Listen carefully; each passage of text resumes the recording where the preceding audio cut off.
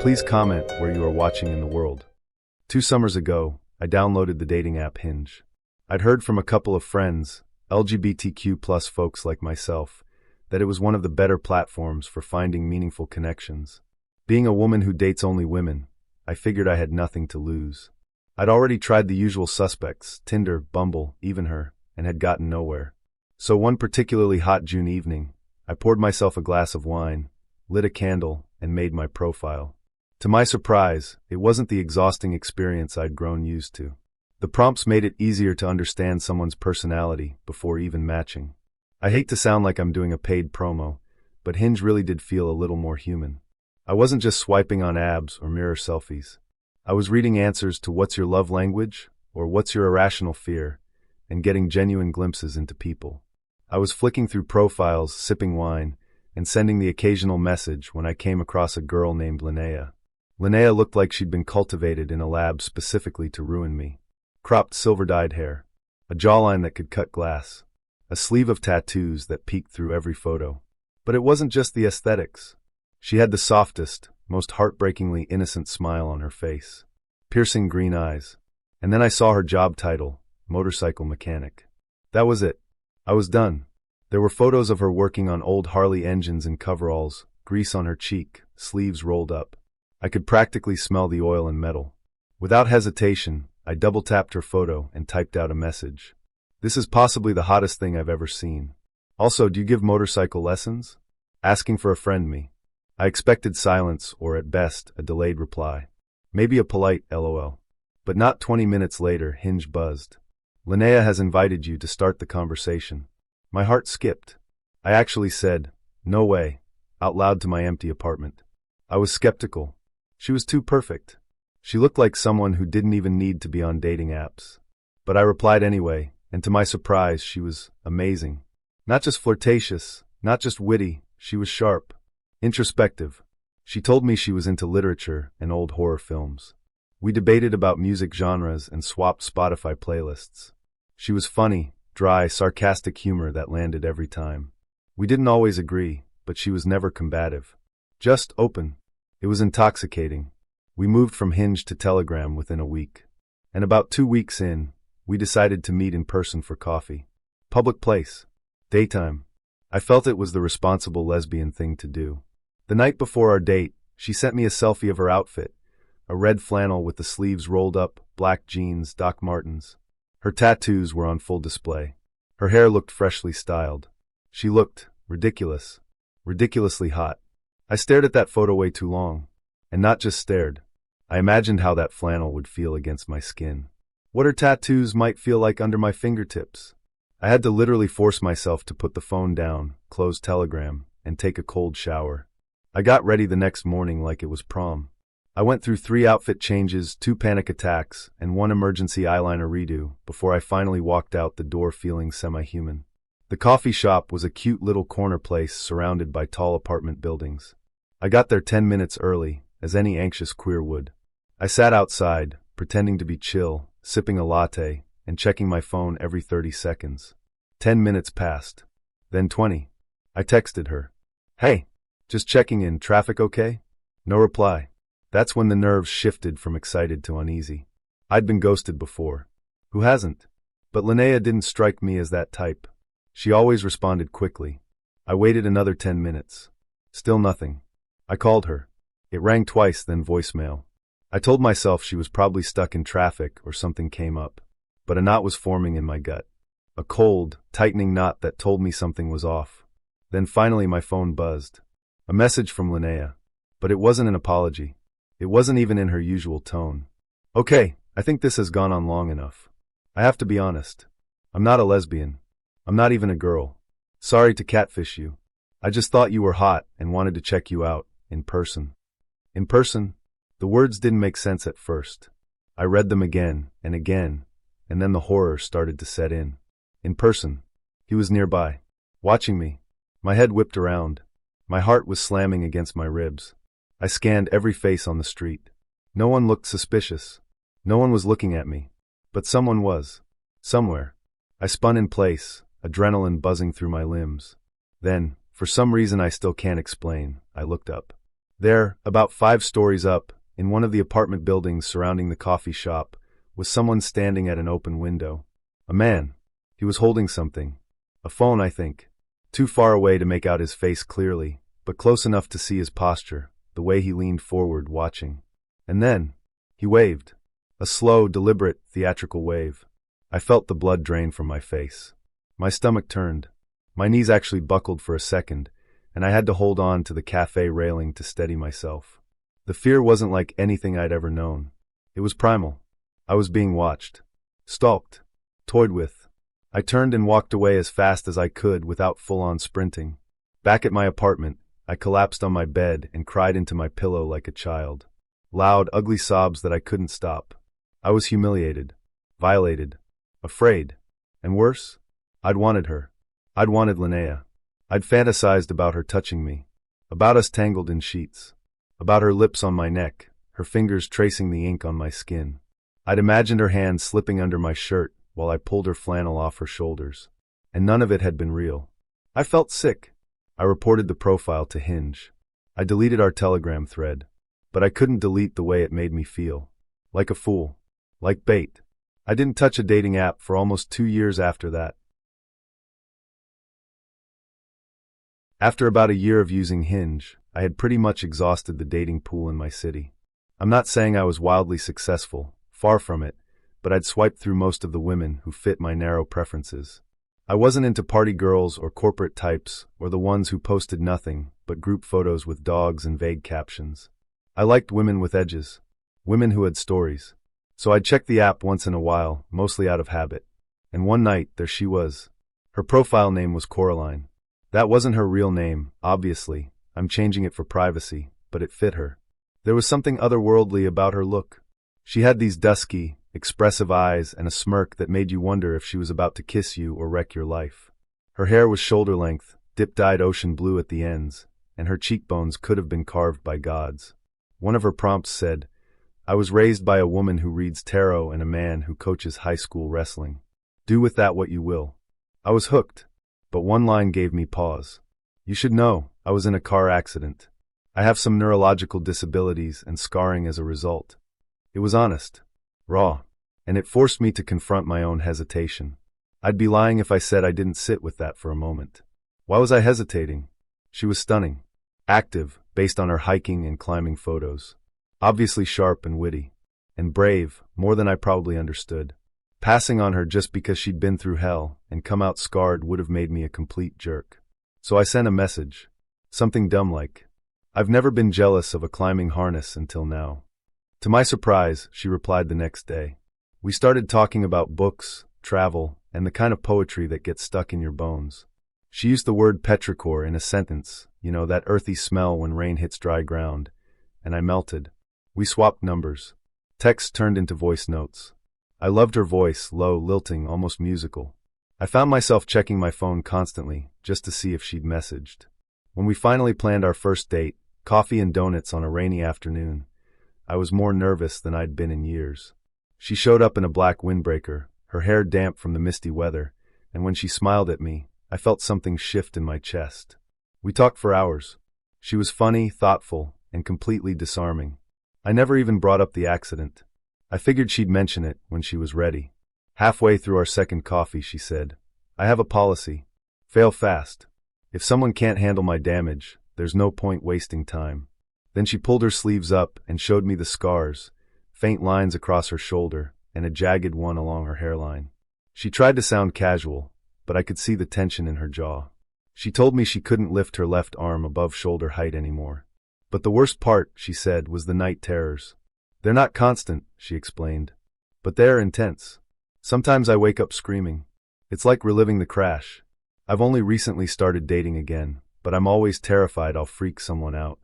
I reached across the table and touched her hand. "You don't freak me out," I said. And I meant it. We took it slow. Really slow. I didn't want her to feel rushed or pressured. We had sleepovers without sex. We watched old movies. We kissed, slow, exploratory kisses that made time feel thick and syrupy. I wanted her. God, I wanted her. But I wanted her to feel safe even more. About 2 months in, after dinner and wine and watching a terrible indie horror film, she leaned into me on the couch and whispered, "I want to stay the night, and not just sleep." Her fingers found the back of my neck, and I swear I nearly short-circuited.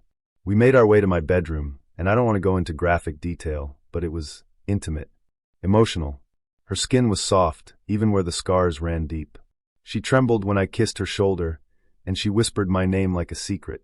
Afterward, we lay tangled together for what felt like forever. I kissed her temple and told her she was beautiful. She laughed softly and pressed her body tighter against mine. That night, I thought, might be the start of something real. But around 3 a.m., I woke up. My bed was empty. My heart sank. I figured she'd gone to the bathroom. But the ensuite door was open, and the light was off. I checked the floor. Her clothes were gone. Then I heard it, the rattle of the front door. My apartment's old, and unless you lock the door from the inside, it never stays fully shut. I crept out of bed, my body still sore and warm from the night's intimacy. I rounded the corner of the hallway and saw her, Coraline, standing by the door, a corkscrew clutched in her fist. She was breathing hard, her eyes wild. "Who are you?" she shouted. "Why is the door locked? Let me out before I call the cops." I froze. Her voice was sharp, panicked. She didn't recognize me. She was having a night terror. A full-blown dissociative episode. "Coraline," I said gently. "It's me. You're safe. You're in my apartment. We had dinner." I hesitated, not sure if bringing up the intimacy would help or make it worse. "You're safe. I promise." But she didn't hear me. Or she didn't believe me. She lunged, not wildly but with terrifying precision. The corkscrew pressed against my neck, not hard, but close enough to feel the cold metal on my skin. "I need the key," I said softly, keeping my voice even. "It's by the door, in the little wooden clock. Remember?" She blinked. Her hand trembled. And then something changed in her eyes. Recognition. Horror. She dropped the corkscrew like it had burned her. "I'm sorry," she gasped, backing away. I didn't know. I didn't mean." She collapsed into sobs, her body shaking. I wrapped her in my arms and held her until the sun came up. She didn't sleep again that night. Neither did I. We talked. She told me that was her biggest fear, losing herself, hurting someone she cared about. That's why she hadn't dated in so long. Why she waited 2 months before trusting me. And now that fear had come true. She stayed until afternoon. I made her tea. We sat on the couch in silence. I wanted to tell her I wasn't scared off, that I still wanted her, but I could feel her pulling away. A week later, she broke it off. "I thought I was ready," she told me. "But I'm not. That night, I can't stop replaying it. I'm so sorry." I told her I forgave her, that I understood. And I did. But it broke me a little. I still think about her. Sometimes when I'm lying awake, staring at the ceiling, I wonder if she ever thinks about me. If she remembers the way I whispered her name. The way I held her after she almost hurt me. I'll never forget the way she looked in my bed. Scarred. Vulnerable. Beautiful. And I hope, wherever she is, she's healing. She deserves that. It started like most stories do these days, with a swipe. His name was Nico. His profile made him look clean-cut, with a touch of quirkiness. We messaged for a few days, over the weekend. I offered to meet for a coffee. The first half of the date was uneventful. We met at a busy cafe in an artsy part of the city. It was early spring, still chilly enough to justify a scarf but warm enough to sit outside. He arrived 5 minutes early, waved me over with a crooked smile, and complimented my boots. He was a little taller than I expected, maybe 6 feet 2 inches, lean, with that slightly disheveled academic vibe. We ordered drinks and talked about mundane things, favorite childhood cartoons, weird food pairings, whether or not ghosts were real. He made a few jokes that landed, and I found myself relaxing. I wasn't swooning, but I wasn't bored either. It was fine. As the hour passed, he suggested we check out another cafe nearby that had better pastries and less pretentious baristas. I hesitated for a moment. Something about the switch felt unnecessary, but I shrugged it off.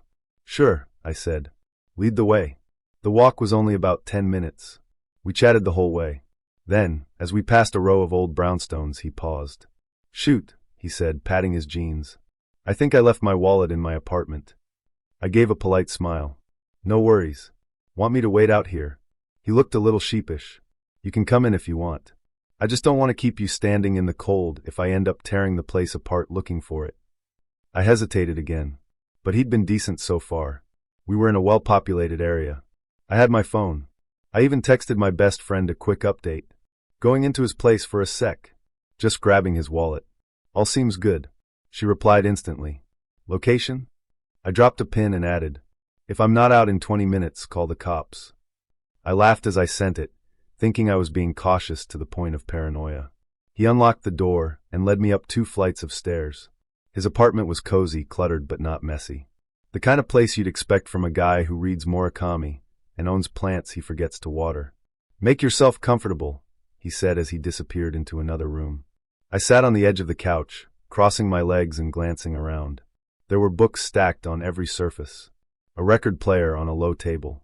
A mug with World's Okayest Chef, written in fading Sharpie. He came back a minute later, holding a wallet. Found it, he said, triumphant. Then he just sat down next to me. Close.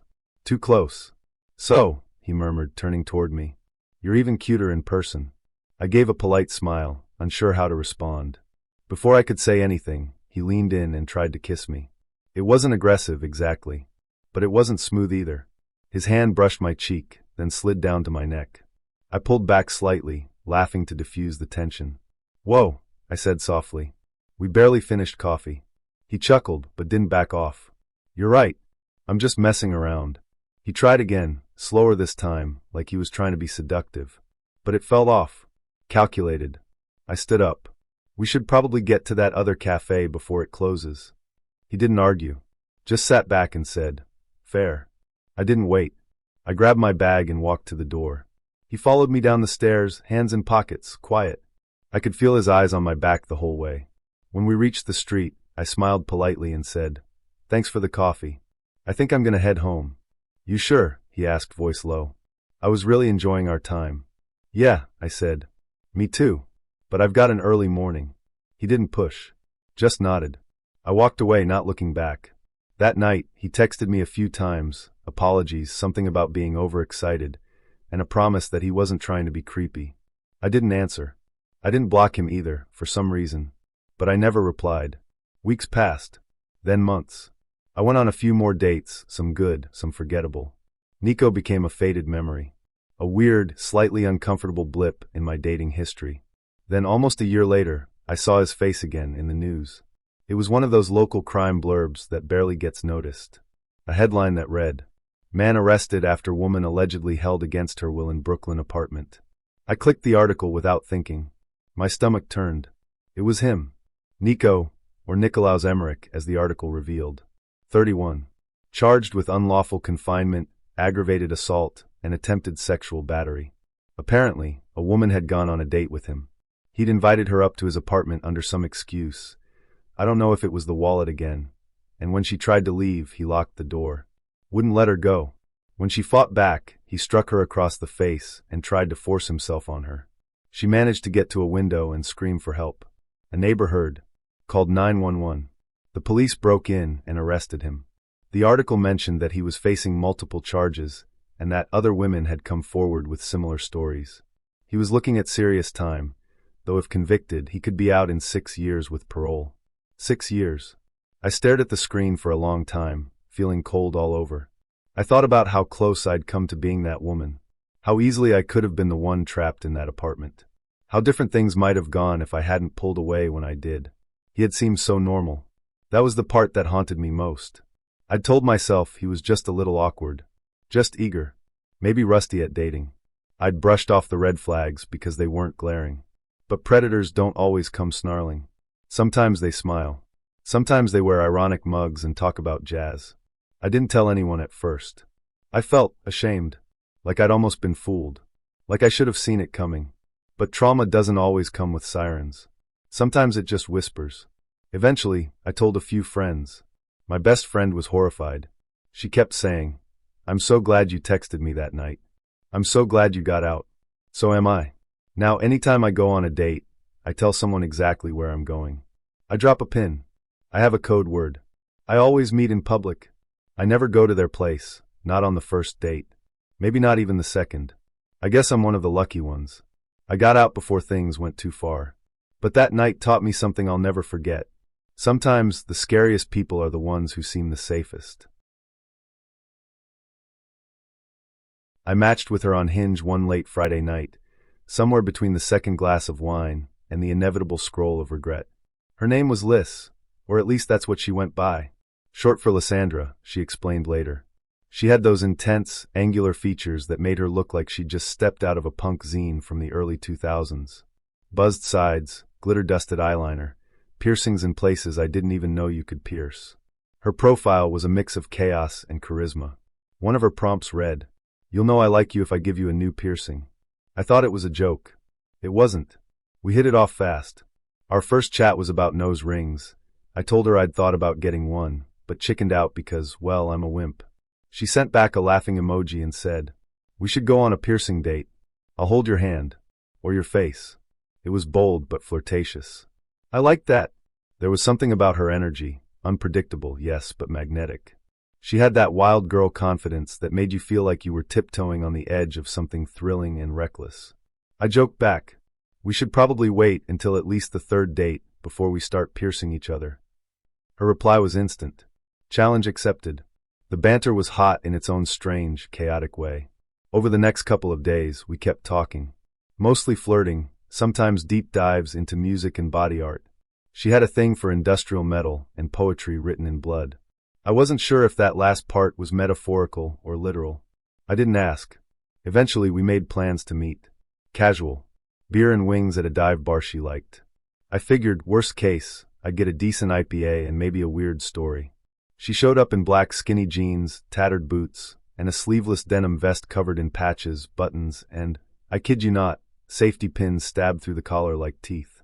Her lip ring caught the light when she smiled, and I noticed a small, fresh-looking piercing on her upper ear that hadn't been in her profile pics. "You did that yourself?" I asked, gesturing to the ear. "Last week," she said, grinning. "Got bored. You ready for yours?" I laughed. Nervously. The date started off fun. She was intense, but not in a bad way. We talked about body mods, travel, urban legends, and the ethics of piercing animals. We both agreed it was weird.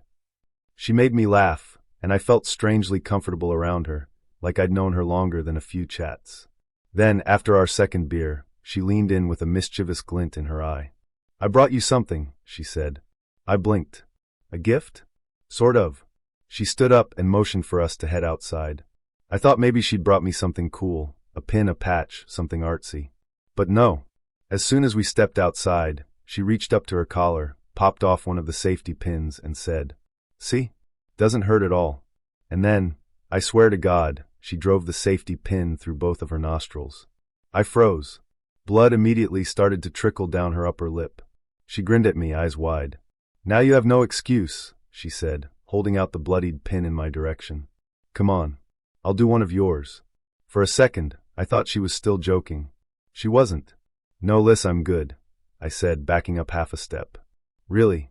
She took another step forward. "Don't be a baby," she said. "It's barely anything. Look." She reached toward my face, and I instinctively grabbed her wrist. "Stop," I said more firmly. "I'm not doing this." That's when things shifted. Her playful smile twisted into something colder. Her cheeks were streaked with blood, and her fingers still held the pin like a weapon. We must have looked insane. Two girls in the middle of the sidewalk, one bleeding and holding a sharp object, the other visibly trying to keep her at arm's length. People started watching. A couple walking by slowed down. A man across the street paused, probably trying to figure out if he was witnessing a fight or performance art. One woman even stepped forward and asked, "Hey, is everything okay?" Before I could answer, Liz shouted, "What's your problem?" Her voice cracked with something between frustration and embarrassment. I didn't get to reply, because suddenly the situation spiraled. From the outside, it must have looked like I'd hit her, or at least shoved her, because now a small group was forming, and the tone shifted from curiosity to tension. A guy in a hoodie stepped closer and said, "Yo, did you just hit her?" "No," I said quickly. "She tried to. She was trying to pierce me with a pin." I told her no. But the blood on her face, the way she stood clutching her nose, made it look bad. Really bad. And the worst part, Liz didn't say a word. She didn't correct them. Didn't tell anyone I hadn't touched her. She just stood there, letting the narrative twist around me like a noose.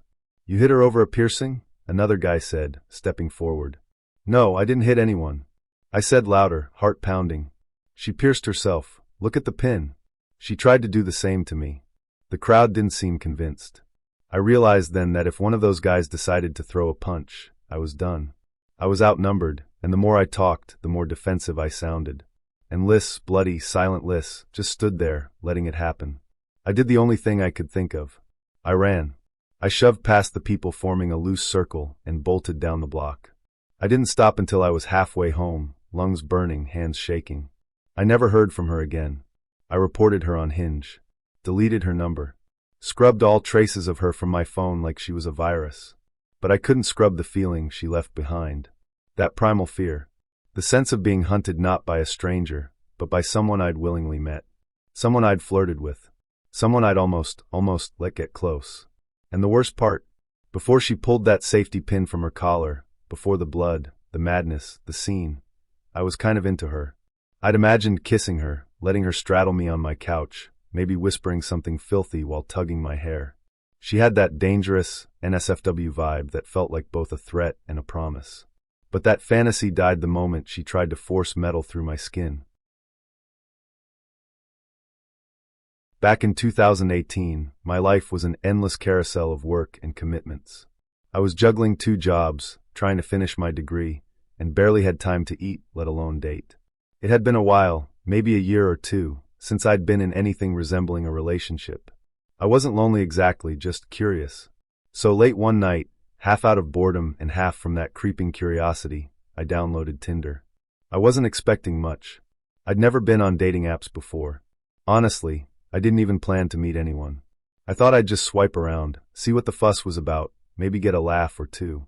But then I matched with Seraphine. Seraphine had this light complexion, a mischievous sparkle in her eyes, and a smile that sat somewhere between angelic and dangerous. I messaged a simple, "Hey." To my surprise, she replied in less than an hour. Her replies were short, but playful.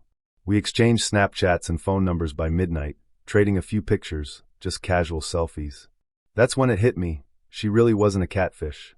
Her voice, her smile, even the way she tilted her head, it was all consistent between the app and the Snap stories. We chatted into the early morning. She told me she lived in a town called Wallbridge, about 30 miles north of where I was. I didn't have anything planned for the next day, and neither did she. So, impulsively, we made plans to meet. Not at a restaurant, not for coffee, but at her place. She said she just wanted to chill. I know what you're thinking. I was thinking it too. Who meets someone for the first time at their house, past midnight? But the way she texted, the photos, even her voice messages, it all felt oddly inviting. And I won't lie, she was gorgeous. Seraphine had this sultry confidence that made you forget logic for a moment. So I said screw it. Round Pushpin Part 2, the detour. We agreed on 12:30 a.m. Around 10 p.m., I started the drive. It was about a 45-minute ride, and I figured I'd stop by a friend's house nearby to kill time. While I was at my boy Darren's place, she called. "Hey, can you come by a little later?" "Like midnight?" she asked. Her voice was soft, almost sleepy. I told her no problem. I was already nearby, and I'd just hang out until then. I didn't tell Darren why I was really there. He just thought I was bored and needed to vibe for a while. At 11:45, I got back in my car, plugged in the address she'd sent earlier, and started driving. The GPS took me into a quiet, upscale-looking suburb. Big lawns. Fancy mailboxes. Rows of white brick homes with soft porch lights and winding driveways. This couldn't be right. I pulled up to the address she gave me, a house that looked like something out of a realtor's dream. I parked in the driveway and called her. "Hey, I'm here." "I don't see you," she replied. "Are you sure you followed the directions?" "Yeah, I'm literally at the address you sent." "Hold on," she said. "I'll send you my current location." A second later, I got a ping on iMessage. It was a new spot, about 15 minutes away. I found it strange that she hadn't just sent that address to begin with, but figured maybe she was staying with someone or had moved locations. Whatever. I wasn't about to argue. I started driving again. Round Pushpin Part 3, the cornfield. As I followed the new directions, the streetlights began to disappear. The roads narrowed. Asphalt turned to gravel. Then gravel turned into dirt. Trees thickened around me. Cornfields emerged on both sides, tall, dark, and silent. I slowed the car. My headlights were the only source of light, and they barely pierced the black ahead. My heart beat a little faster. I wasn't scared exactly. I'm a big guy, been lifting for years, and I don't get spooked easy. but something about the isolation made my skin crawl. Still, I kept going. Eventually I saw it, a lone house at the end of the path. It looked like it had been built 100 years ago and never touched since. Shingles missing, paint peeling, one dim yellow light above the door. No cars in the driveway. No music. No sign of life. I parked, took a deep breath, and called her again. "I'm here." "Okay," she said. "I'll be right out." Round Pushpin Part 4, The Figure. I leaned against my car, eyes fixed on the house. The front door creaked open, and someone stepped out. It was Seraphine, or I thought it was. But she wasn't dressed like before. She wore a long black dress that hit the ground, and a veil covered her face. Her hands held what looked like a handmade doll, little and twisted, like something from a horror film. Around her neck were beads or charms, strung together like some kind of ritual accessory. Voodoo maybe? I froze. I waited for the prank reveal, the hidden cameras, the laugh, the gotcha. But nothing happened. She just stood there. Then, from the shadows of the house, another figure emerged. Same outfit, same veil. But this one didn't walk. He ran. Straight toward me. In his hand was a machete. Round Pushpin Part 5, Escape. I didn't think. I just moved. I dove into my car, slammed the door, and floored it in reverse, nearly crashing into a tree as I spun the car around. My heart was pounding out of my chest. I couldn't breathe. I couldn't think. I just drove. As I sped down the dirt path, I heard a loud pop, the unmistakable crack of a gunshot. I ducked instinctively, swerving as I tried to stay on the road. The cornfields blurred past me. My phone buzzed in the console, Seraphine's number. I didn't answer. Another call. Different number. Blocked it. Another. Blocked again. I drove until I saw lights. Civilization. I didn't go home. I went straight to Darren's place, woke him up, and told him everything. He wanted to go back and check it out with some of our boys, but I couldn't. I was shaking, my shirt soaked with sweat. I didn't want revenge. I wanted to forget. Round Pushpin Part 6, The Aftermath. We called the cops the next morning. I gave them everything, the messages, the address, the pictures. They went to investigate. The house was abandoned. They told me it had been vacant for years, no utilities running, no recent renters or owners. The report was filed, but there wasn't much they could do. No suspects. No license plate. No real name. I deleted Tinder that same day. Maybe it works for some people. Maybe you can find love or a hookup or a distraction in all that swiping. But for me, that night changed everything. I was lucky. I could have ended up missing. Or worse. If you ever meet someone online, and I mean ever, don't go to their house. Don't meet in the middle of nowhere. Don't ignore the red flags just because someone is attractive or charming, or because you're bored. Because sometimes it's not a date. It's a trap. I matched with her on Hinge. Let's call her Marin. She was an art student, very into mixed media and performance-based stuff, and her profile was half selfies and half blurry shots of installations that didn't make much sense to me, but looked expensive. Our first date was fine. Not bad, but nothing that screamed sparks or soulmates. We got drinks. Talked about our favorite directors. She wore this oversized corduroy jacket and a lot of rings. I remember thinking she looked like she belonged in a black and white French film, which was cool, if a little intimidating. We hugged at the end and parted ways. I figured that was it. But then the next night, she texted me. "Hey, random, but I'm at this bar in your neighborhood. Wanna come hang?" It was late, I was 2 beers deep on my couch, and I figured why not. At worst, I'd get a few drinks. At best, well, I was hoping for the best. When I showed up, she was sitting at the bar with a whiskey in hand, hair tousled, eyes bright. She smiled when she saw me, a real one, not the polite kind from our first date, and I thought maybe I'd misjudged her. Maybe she just needed to warm up. We drank, talked, laughed a lot more than the first time. She was looser, funnier, and her flirtation had more bite than I remembered. She leaned in close when she talked, rested her hand on my arm when she made a joke, and at one point whispered, "You're way cuter than I gave you credit for." I blushed like a teenager. As the bar started winding down, she leaned close and said, "I think we should go back to your place." I didn't argue.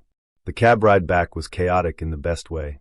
She sang along to the radio, said something about how the moon was watching us, and laughed so hard at one of her own jokes that she snorted. I was eating it up. Then we pulled up to my apartment, and everything changed.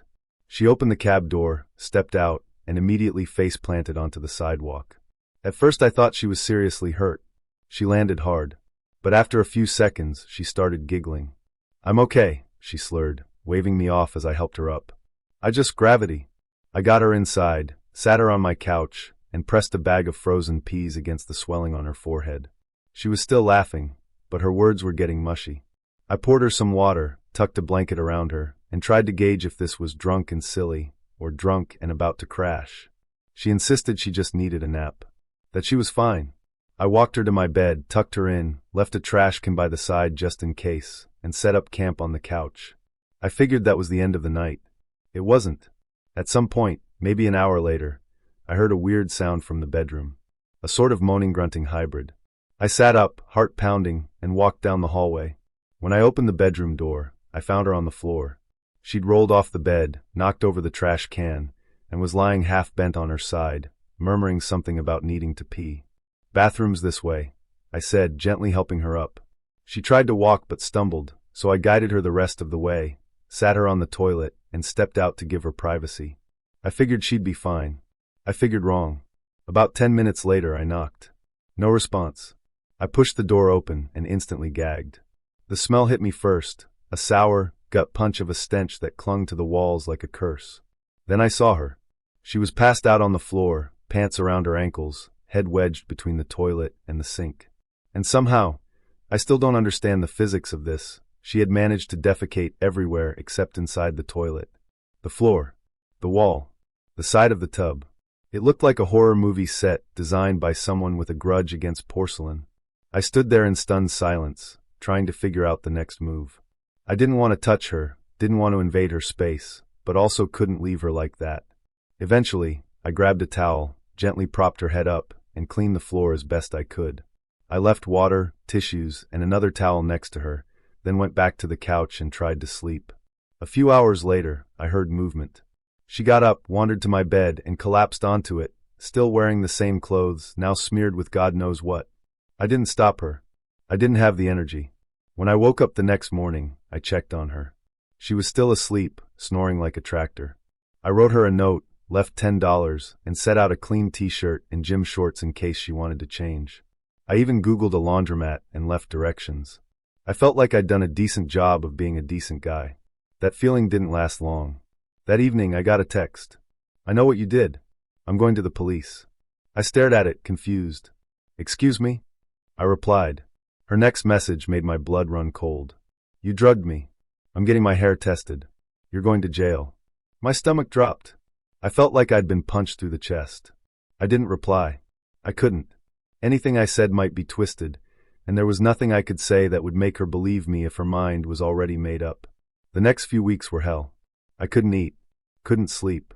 I kept replaying the night in my head, wondering what I missed, what I did wrong.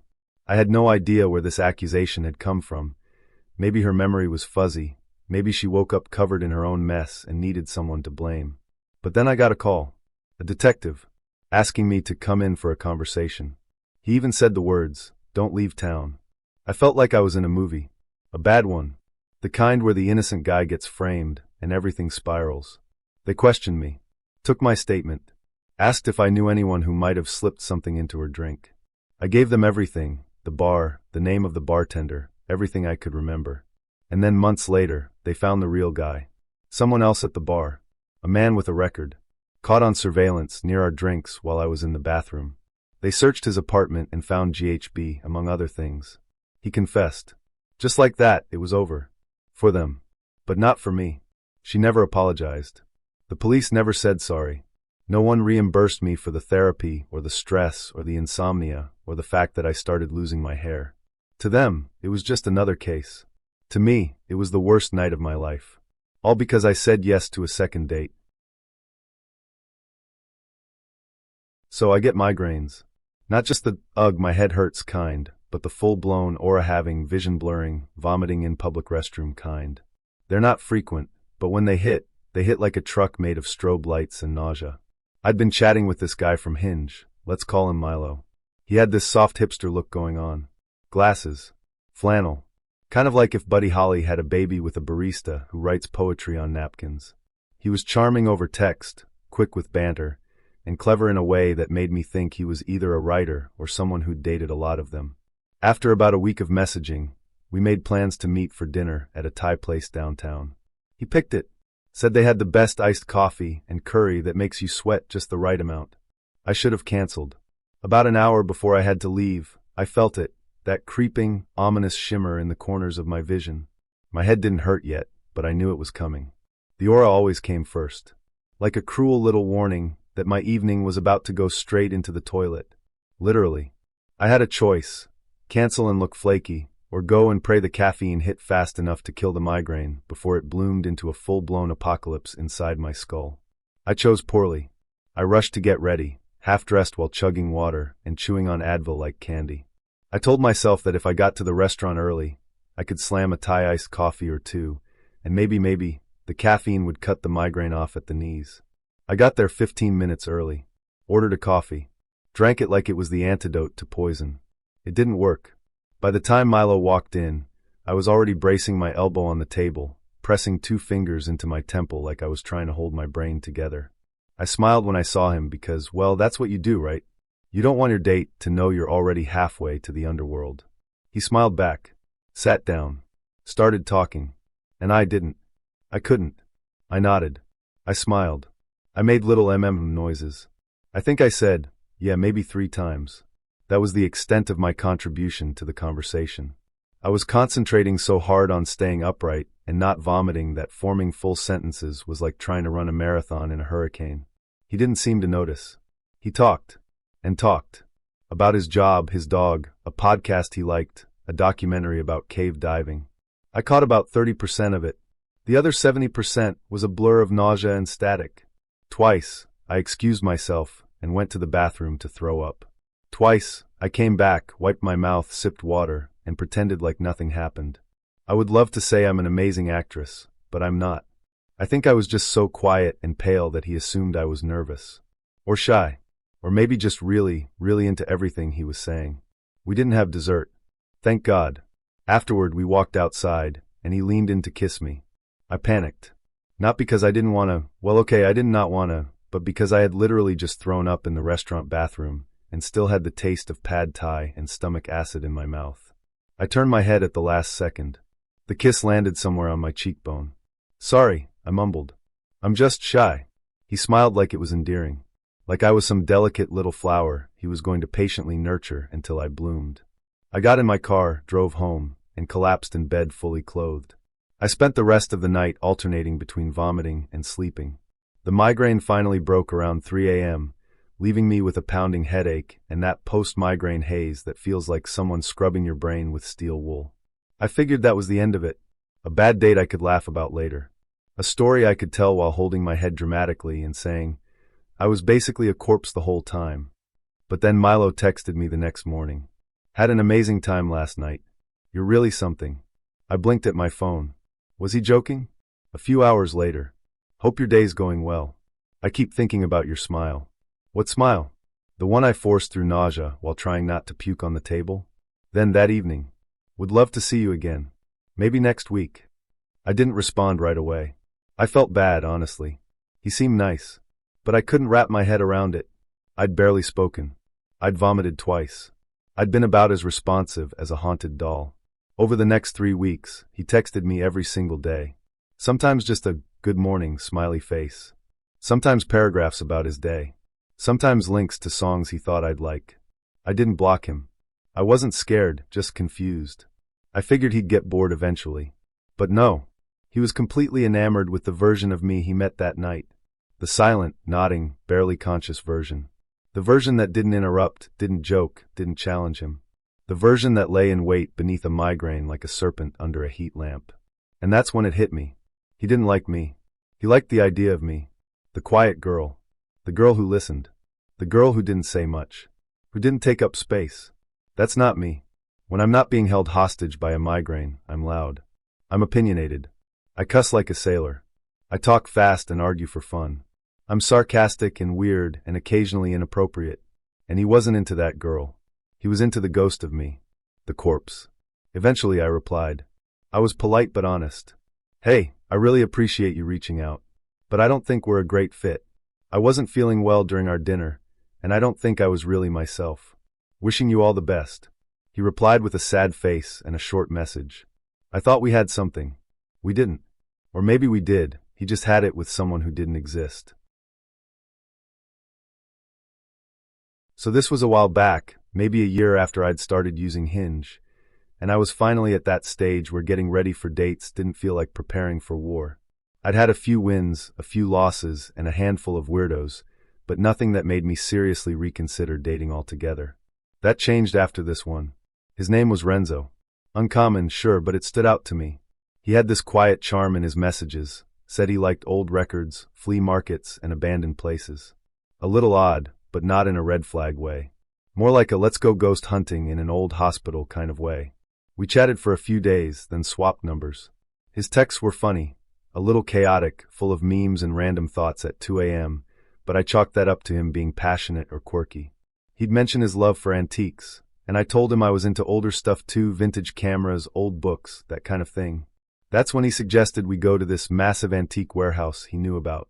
At first, I was like, yeah, that sounds cool. Low-pressure date, browsing old stuff, maybe grab coffee after. I didn't think much of it. That was mistake number 1. Mistake number 2 was not FaceTiming him before we met. He'd said in his profile that he was 6 feet 1 inch. I'm 5 feet 7 inches, so I figured, hey, tall guy. Cool. I show up to the antique warehouse, which, by the way, looks more like an abandoned furniture graveyard than a store, and this guy walks up to me saying my name. I'm looking around to see who said it, because the only person approaching me is like 5 feet 5 inches? Maybe 5 feet 6 inches in boots. He barely reaches my shoulder. Renzo. I say. He grins. In the flesh. I blink. You said you were 6 feet 1 inch. He shrugs. Yeah. Round up a little. A little? He laughs like it's no big deal and starts guiding me toward the warehouse. I should have walked away right then. But I didn't. Part of me didn't want to look shallow. The other part was just stunned. Like maybe this was just going to be one of those awkward, forgettable dates. Not what it turned into. The moment we stepped inside, I knew something was off. The place was dim, barely lit by a few overhead fluorescents that flickered like they were planning to give up any second. Dust hung in the air in thick, visible clouds. The floorboards creaked with every step. And lining every shelf, every corner, every wall, dolls. Hundreds of them. Old porcelain dolls. Cloth dolls. Dolls with cracked faces and glass eyes that stared right into your soul. I felt like I was walking through a horror movie set. Cool, right? Renzo said, practically vibrating with excitement. Yeah, I lied. Super cool. We walked deeper into the warehouse, and that's when things started to unravel. First, the Tourette's. He hadn't mentioned it at all in his profile or chats. And it wasn't just mild. Every other sentence came with a sudden, loud, involuntary curse or twitch. I'm not judging. I've met people with the condition before, and I get it. But the lack of disclosure? That hit different. I tried to stay calm. I didn't want to embarrass him or make him feel bad. But the environment, the dolls, the lighting, the echo of his voice bouncing off the tin roof, it all just felt wrong. And then came the touching. He kept grabbing my shoulder. Not in a casual, hey, look at this kind of way. More like gripping it. Squeezing. Like I was some kind of stress ball. Once or twice, he ran his hand down my back. The second time, his hand lingered. I pulled away. Please don't touch me like that, I said. He smiled like I'd just told him a joke. You're cute when you're nervous, he said. Come here. He grabbed my hand and started pulling me toward the back of the store. I resisted, but he kept walking, tugging me along like a kid dragging a balloon. We ended up in this weird little hallway made of tall, leaning bookshelves and cracked furniture. At the end, there was a single restroom, old, yellowed, with a flickering bulb above the door. I want to show you something, he said, and before I could say no, he yanked me inside. He closed the door behind us. Locked it. I froze. Renzo, what are you doing? He didn't answer. Just turned and pressed me against the wall. Not hard, but fast. My hands hit the grimy tile, and before I could react, he dropped to his knees, not in some romantic gesture, but like he was about to unzip his pants. And then he did. You're beautiful, he said, voice shaking. I've wanted this since I saw your profile. I pushed him back. Stop. He didn't. He reached for my face with one hand, the other holding himself. When he tried to force my jaw open with his fingers, something in me snapped. I bit him. Hard. He He screamed, a high-pitched, furious sound, and stumbled back, clutching his hand. "What's wrong with you?" he shouted. "Me?" I yelled. "What's wrong with you?" I shoved past him, unlocked the door, and ran. I barely made it out of the hallway before I broke into a full sprint. Tears blurred my vision as I pushed through the rows of haunted dolls and peeling furniture. Just as I reached the entrance, a man, the shopkeeper, I assumed, stepped in front of me. "Miss? Are you okay?" Before I could answer, Renzo came barreling out behind me, still shouting. "She bit me. That psycho bit me." The shopkeeper didn't even hesitate. He stepped between us and told Renzo to back off. When Renzo tried to argue, the guy pulled out a phone and said he was calling the cops. Renzo froze, then turned and bolted. The police came. I gave a statement. They found and arrested him 2 blocks away. Turns out I wasn't the first person he'd done this to. There were complaints, allegations, but no one had ever pressed charges. Until me. I never saw him again. Never wanted to. It took me months to go on another date. Even now, I flinch if someone grabs my shoulder unexpectedly. I can't walk past antique stores without that smell, that musty, dusty air, hitting me like a punch to the chest. I'm with someone now. Someone kind. Someone who respects space and silence and asks before touching me. He knows about what happened. He doesn't push. He listens. Today unsettled me in a way I haven't felt in years. I've been going over it in my head all evening, trying to piece it together, trying to make sense of what happened.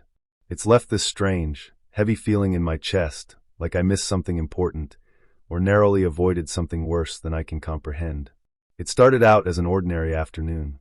My 5-year-old son, Oren, and my 3-month-old daughter, Lyra, were buckled in the back seat as we drove to the park to meet my friend Callista and her daughter, Neva.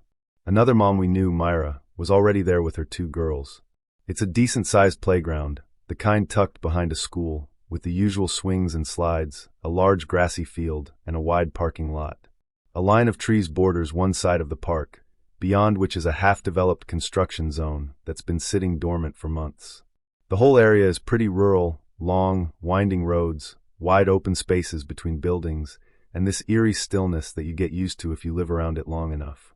The kids ran off to play while we moms settled onto the benches, chatting and trading stories while taking turns holding little Lyra. Everything felt normal, cheerful, even. The sun was out, and the breeze was carrying the scent of cut grass. It wasn't crowded, just our group and a man with 2 kids, a little girl and a boy around 10 or 11. At the time, I assumed they were all together.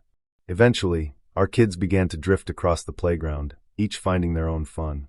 Oren made his way to the seesaws, which are set away from the main area, tucked under some trees, just beside the open grassy stretch that leads to the forest edge. I noticed he was sitting alone, bouncing slightly on one end, looking around for someone to play with. I was about to get up and join him when the older boy, the one I thought belonged to the other dad, walked over. He didn't look at Oren. He looked at me. "Do you want me to play with him?" he asked.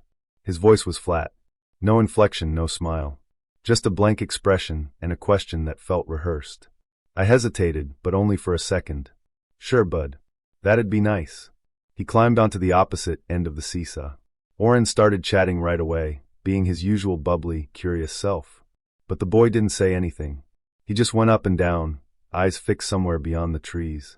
I watched them for a moment longer, then returned to the bench. I figured maybe he was shy or just quiet around adults. After a while, I heard the boy talking. His voice was low, and I couldn't make out the words, but it seemed like he was finally responding to Oren. I let myself relax a little. At least they were playing. That's when the man, the one I assumed was his father, walked by us toward the parking lot. I smiled and said casually, "Hey, that was really sweet of your son to play with mine." He looked at me like I'd just spoken a foreign language. "He's not mine," he said. "I don't know who that kid is." My stomach sank. "What?" I asked, trying to keep my voice steady. He nodded. "Yeah, he came up to me earlier asking if I had a daughter named Neva. Then he kind of just followed us around until you guys showed up." I whipped my head toward the seesaws. They were empty. I shot up from the bench, nearly dropping my phone. I handed Lyra to Callista without a word and took off running, calling out Oren's name. My eyes scanned the playground, nothing. My voice cracked as I shouted again. I was sprinting now, and then I saw them. Far out, near the edge of the trees, Oren and the boy were walking side by side. They were almost to the tree line. I screamed his name again, louder this time. Oren turned. He looked confused and then started to walk toward me. That's when the boy grabbed his arm. He tried to pull Oren toward the trees. Oren shouted, "Let go of me." He started wriggling and pushing. The boy held on. Then Oren, bless his stubborn, fiery little heart, began to fight back. He punched, kicked, even headbutted the boy. Oren's always had a hard time being touched when he wasn't expecting it. He has ADHD and gets easily overwhelmed. Normally, his volatility is a challenge. But today it saved him. The boy finally let go. I reached them a few seconds later, scooping Oren into my arms. He was crying, red-faced and trembling. The boy had already turned and run into the trees. I didn't chase him. I just held my son and backed away. The others were now approaching from the playground. They hadn't seen what happened, not really, just the tail end, just enough to know something had gone very wrong. Back on the bench, with Oren still clinging to me, I asked him, "What did he say to you? Why were you going with him?" He sniffled and looked at me, wide-eyed and confused. He said he knew Ryan. Ryan who? Ryan from Ryan's Toy Reviews. He said he was friends with him, and that Ryan had a trampoline and candy and slime, and he wanted me to come play. I felt a wave of nausea crawl up my spine. The boy had listened to Oren. He'd asked questions, found his interests, and used them. We didn't see him again that day. No one else at the park recognized him. No one knew where he came from or where he went. I thought about calling the police, but what would I say? That a strange boy tried to lure my son into the woods and then disappeared? Would that even register? That night, I locked every window, every door. I didn't sleep. Oren had nightmares and curled up beside me. Lyra stirred often, sensing the tension in the room. I lay there, staring at the ceiling, heart still racing, mind still trying to rationalize what had happened. When my boyfriend Corwin and I moved into his dad's studio apartment, we knew it was temporary. We had just come back from our stay in England, trying to re-establish ourselves, get jobs, and eventually find a place of our own. The apartment itself was small but modern, tucked on the third floor of a decent building on the edge of a well-off neighborhood. His dad had recently renovated it and was planning to rent it out eventually, so we were staying there on borrowed time. There was one feature we loved, the rooftop deck. It wasn't huge, but it opened right off the kitchen and overlooked the back of the building. It was peaceful up there. You could see the tops of trees, hear the city hum in the background. On a clear night, we'd sit out with a drink or a smoke, talk about the life we were trying to build. But there was something we hadn't anticipated. Something, or rather, someone, that turned our stay into a slow-burning nightmare. The first time we noticed him, he was just a voice. We were sitting on the deck one Saturday night, talking in normal tones, not playing music or being rowdy. Out of the silence, we heard a gruff, angry shout. "Will you both shut up and get back inside?" We paused, startled, and scanned the area. Then we spotted him, an older man, maybe in his mid-60s, leaning out of his window just across the alley. He was heavy-set, sweat-stained, his face twisted in this expression that was more than just annoyance. It was venom. Corwin, always the diplomatic one, called back. "Hey man, you could have just asked nicely." That triggered a tirade of insults, profanities, accusations. He barked at us like we were criminals. We shut the door and went back inside, half laughing, half worried. A few days later, Corwin's dad called. The neighbor had reported us, said we'd been throwing parties, playing loud music, disturbing the peace. Claimed he had to call the police. None of it was true. In fact, the night he was supposedly harassed by our party, we'd been out of town. It didn't stop there. Every time we stepped onto the deck, he'd find something to complain about. The sound of our chairs, the water pressure from the hose, the way our clothes hung on the line. One morning, we were eating breakfast outside, just toast and coffee, and he started screaming that the clinking of our cutlery was unbearable. It was absurd, but it started to wear us down. We began limiting our time out there, whispering instead of talking. We were tiptoeing in our own space. Then came the day that changed everything. We were on the couch, just relaxing. The curtains were mostly drawn, but they were sheer, enough to let in light. We weren't doing anything scandalous, just kissing, tangled up a little, enjoying a quiet moment. Corwin paused, suddenly stiffening. "What's wrong?" I asked. He didn't answer. He just got up, crossed the room, and looked out the window toward the neighbor's apartment. I followed him with my eyes, confused. Then he muttered, "He's filming us." I sat up. "What?" "There's a red light. Blinking. Through the blinds." He's got a camera pointed right at our window. I stood there frozen. Are you sure? I swear to you. We argued about it for hours, not with each other, but with ourselves. Was it paranoia? Was it something else? But Corwin was convinced, and the longer I thought about it, the more it made sense. His hostility, his obsession with our deck, his need to control what we did, even inside our own home. Corwin started watching back. At night, he'd go outside and try to see through the neighbor's window. He never got a clear view, but he was sure he saw a tripod once. Another time, the glint of glass. Then one day, the neighbor left his window open. Corwin couldn't help himself. He climbed onto the deck railing, then onto the garden table, and peered inside. I wasn't with him, he told me later, his voice low and shaken. There were tapes. Dozens of them. Stacked against the wall. Labeled with dates. Some had names. And at the foot of the bed, heavy-duty camera equipment. Real stuff. Not just a phone. We called the police. They listened politely. But without actual footage, without a confession or a witness, there wasn't much they could do. They warned us not to trespass again. Said they'd have a word with him, but wouldn't be able to get a warrant without more. Things went quiet after that. Too quiet. He stopped yelling. Stopped accusing. But we knew he hadn't stopped watching. Then one night, there was a knock at the door. It was Tova, our neighbor on the other side. She was older, a bit eccentric. She asked us how things were going with the man across the alley. We exchanged a look. We told her everything. She listened carefully, then said, I've seen the same thing. Blinking lights. Long lenses. You're not crazy. She offered to give a statement. That was the break we needed. With her testimony, the police returned. They got a warrant. One afternoon, they showed up at his apartment with a letter and 2 officers. We watched from the kitchen window as they entered the building. An hour later, he was escorted out in handcuffs. We didn't cheer. We didn't celebrate. We just stood there in silence. They told us later that he'd been filming us for months. Eating, sleeping, changing, kissing, laughing. We were his show. He got a few months in jail. Not nearly enough, in my opinion. We moved out soon after. Found a place with no direct sight lines, no rooftop decks, no paranoid windows. I was 11 when it happened. That strange mix of freedom and fearlessness that comes with being a preteen was in full swing. My days were packed with school and homework, and weekends were my only chance to breathe. So when my friend Sidra invited me over for a sleepover one Friday night, I was excited. Her house was a 2-story bungalow on a quiet street, surrounded by half-finished construction and flickering street lamps that barely did their job. That's important, the part about the lights. They'd go out all the time, especially when the power flickered, which it often did in that area. Sidra's parents were heading out that night to some formal dinner, the kind of thing adults say they can't get out of. They trusted us to be alone for about 6 or 7 hours.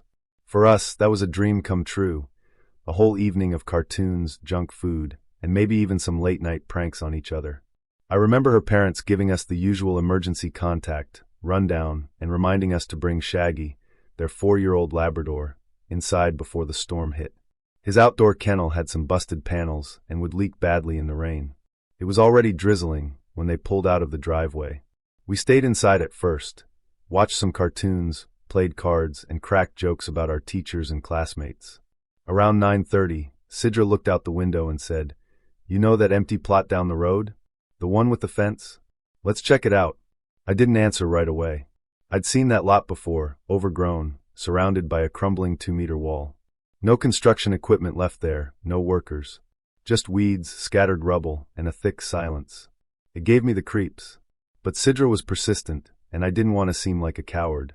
So we got Shaggy inside the house, clipped him to his chain so he could roam the first floor, grabbed the spare house keys, and headed out into the night. I remember the air being heavy, like the rain was holding its breath. We walked in silence, our shoes crunching against the gravel as we reached the broken part of the wall. It had enough cracks and footholds for us to climb over. Once inside, we dared each other to spread out, to sit alone, several meters apart, and see who would cave first. It was Sidra's idea, of course. I walked backward until she was just a silhouette in the dim light. We sat in silence for what must have been 10 minutes, maybe more.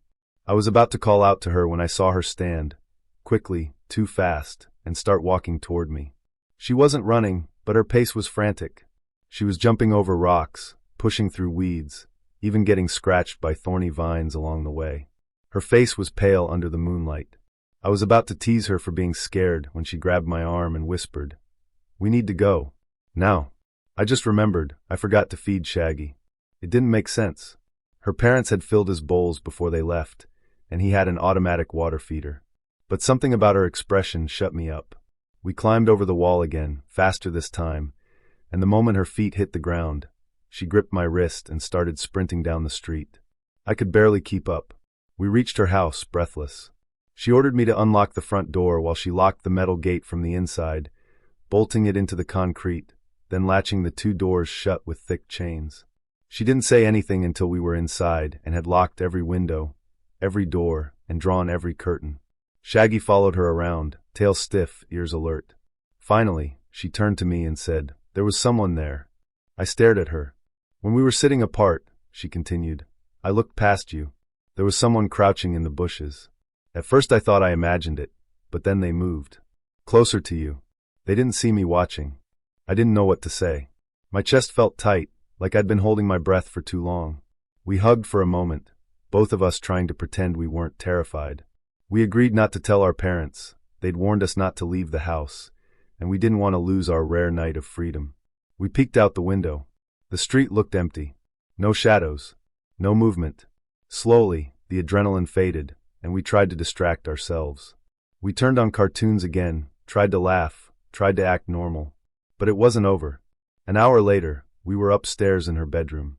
Sidra was showing me her new computer game, and we were both starting to relax, until Shaggy started barking downstairs. Not his playful bark, this was a deep, guttural growl. Aggressive. We froze. Sidra went downstairs to get him. When she returned, she looked shaken. "He was standing by the front door," she said, growling at it. I had to tug him hard to get him away. We stepped out onto her balcony to get a view of the front yard. The lights were off. We'd turned them off earlier to keep things cozy, but the moon gave us just enough visibility. And then we saw it. There was a person in her yard, standing in front of the door, perfectly still. He was wearing heavy, mud-stained clothes. His hair was matted and wild. He didn't move, just stood there, facing the house. We ducked back into the room, drawing the curtains shut. Shaggy whimpered beside us. Then we heard it, the rattle of the front door handle. Someone was trying to open it. We crept down the stairs, staying low.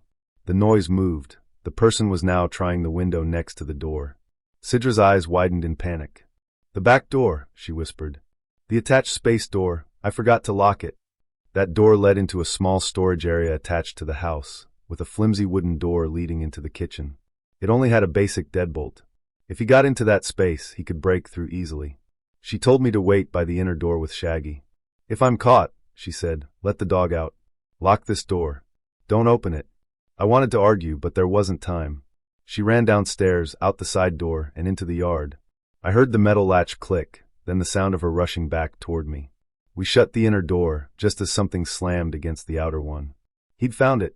We held the kitchen door shut, breathless, waiting for the next move. But after a few minutes, the noise stopped. We crept back upstairs and waited. Sidra peeked through the blinds. "He's still out there," she whispered. "But now he's looking up at us." I joined her at the window. There he was, standing in the yard, head tilted back, eyes aimed at our balcony. But the room was dark. The curtains were drawn. There's no way he could see us. Then he started laughing. Not a joyful laugh. A slow, broken giggle that echoed in the silence. And then he dropped to all fours. He began crawling around the lawn. Fast. Animal-like. Still laughing. We didn't move. We didn't breathe. This went on for nearly half an hour. Then he stood, turned toward the street, climbed onto the dog's empty kennel, pulled himself up onto the wall, and jumped down. We didn't sleep that night.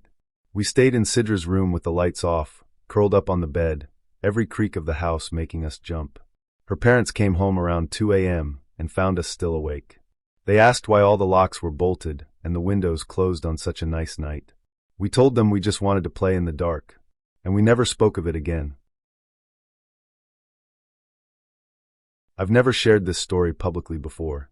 It spans over a year of my life, and though so much time has passed, I still feel a chill crawl up my spine when I think about it. It started when I was 14. Back then, MSN Messenger was the thing, where you made friends, flirted, shared music, and sometimes let strangers into your world without realizing the danger. My cousin Alira had just gotten a new computer, and in her excitement, she added dozens of random people to her contact list. One of them was a boy who called himself Mark Halloran. He said he was 15, from Blackpool, England. They started talking daily. He wasn't like the other boys from school. He complimented her, sent her songs with sweet lyrics, asked her questions about her dreams. The kind of attention any teenage girl would have melted for. After a few weeks, he admitted he was actually 16. Alira was hesitant, but he apologized and she forgave him. He knew her birthday was coming up and asked if he could send her something.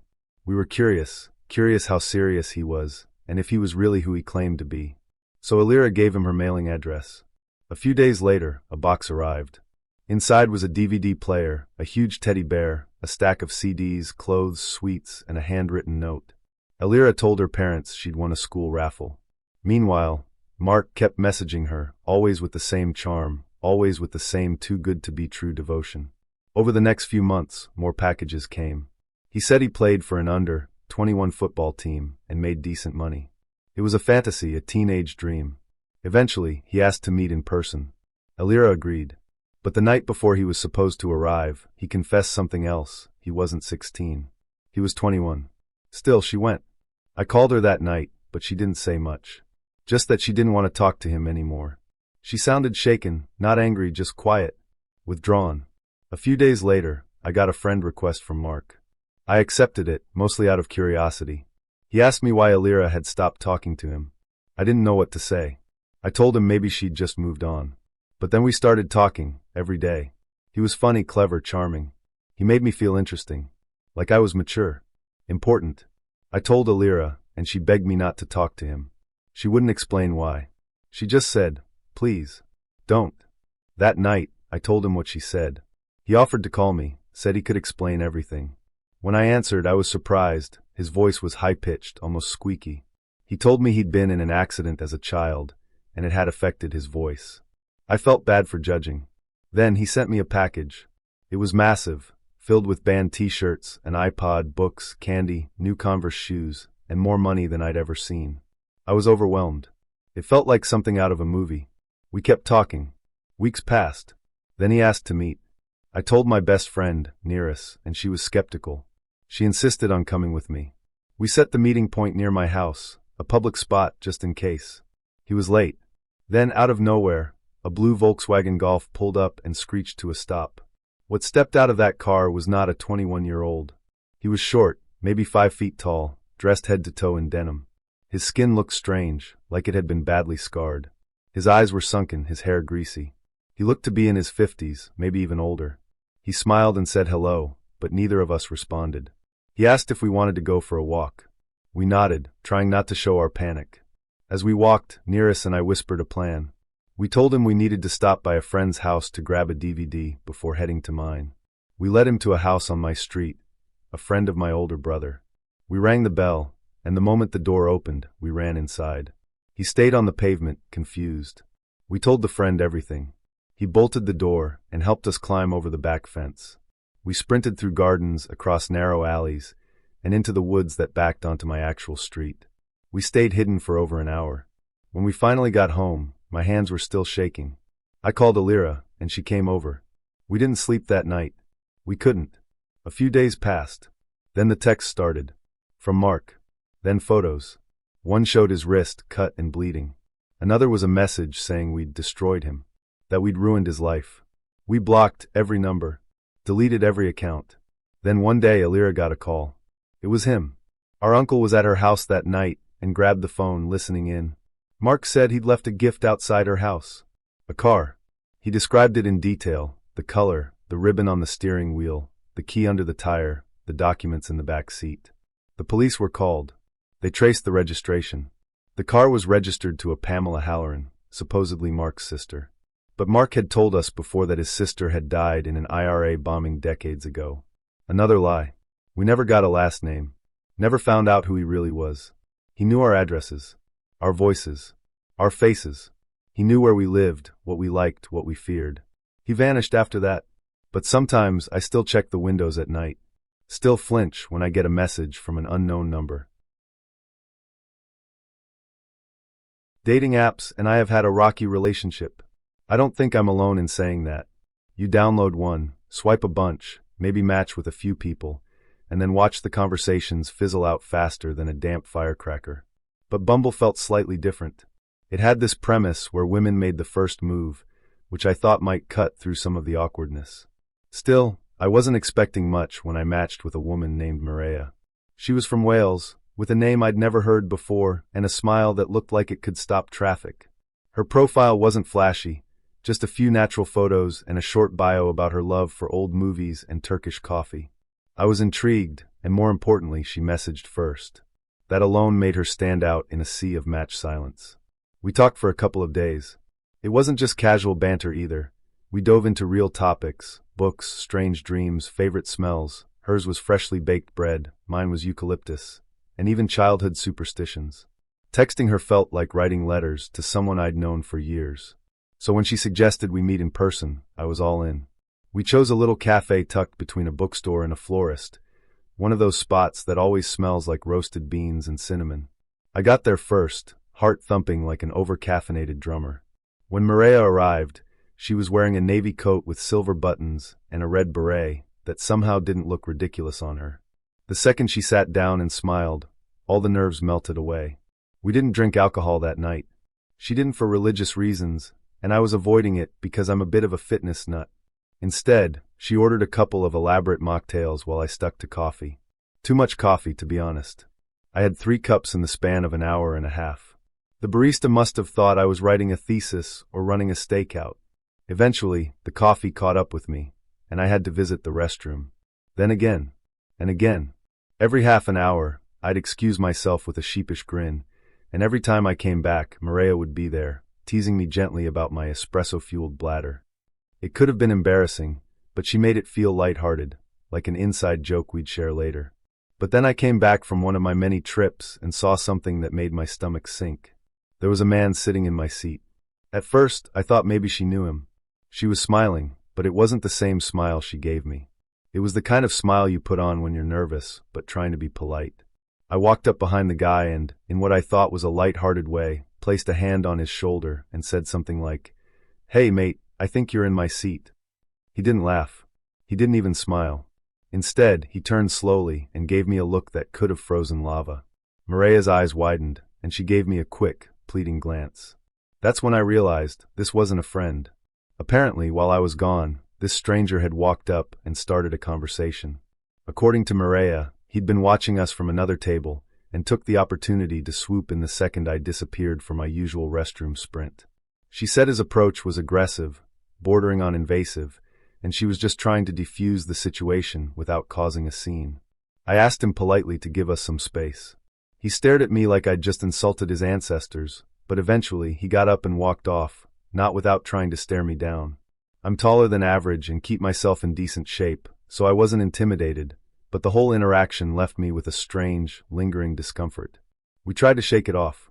We laughed about it, calling him the chair thief, and joking about how badly I needed to lay off the caffeine. But as we continued our conversation, Maria kept glancing over my shoulder.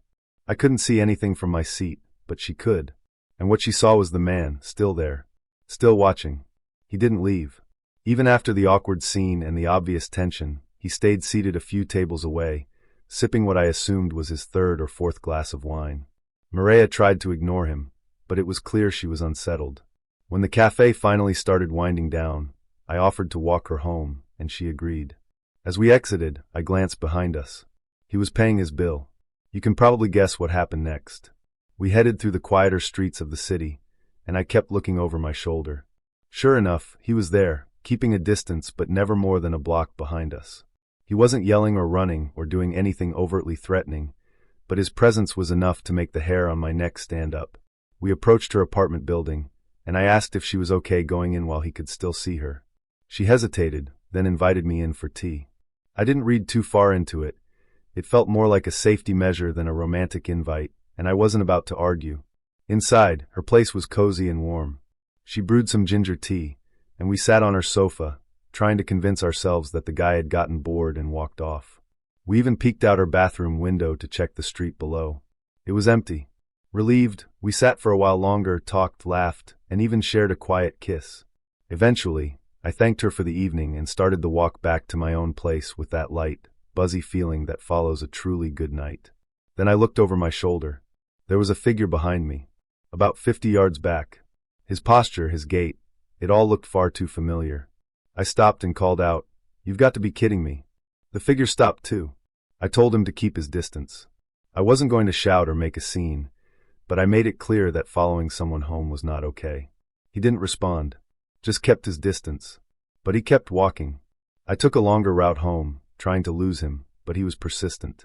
My apartment was in a converted Edwardian house, just 2 units, mine upstairs and another in the basement. If he saw me go in, there'd be no guessing which flat I lived in. That wasn't a chance I could take. So I turned around. I walked straight toward him, not running, not yelling, just walking with purpose. When I got close, I told him to back off, that this was getting out of hand, that if he didn't stop, I'd call the police. He said nothing, just looked at me. Then finally, he turned around and walked away. I waited for a full minute, heart pounding, before continuing on. I checked behind me once more. He was gone. Problem solved, right? I crossed through a small park that separated my street from the next, just a few minutes from home. I let myself relax, thinking the night was over. That's when everything went sideways. A flash of motion. A sharp pain in the back of my head. My legs buckled, and the world tilted like a broken carousel. I don't remember falling, just the sudden cold of the pavement. When I opened my eyes, my ears were ringing, and the back of my head throbbed like a drum. I thought maybe I'd been mugged. I tried to speak, to say, "Take my wallet," but the words were thick and slow. Then I heard a voice. "You still think you're tough now?" It was him. He didn't take my wallet. He didn't take my phone. He just stood there, watching me struggle to sit up. And then he hit me again. The next few minutes are a blur of pain and confusion. I remember trying to get up, feeling something warm trickling down my neck.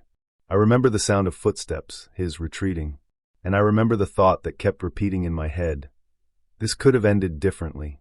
Eventually, I managed to call emergency services. My phone screen was cracked, but it still worked. I sat on a park bench, shivering, blood on my collar, until the ambulance arrived. The doctor said I was lucky.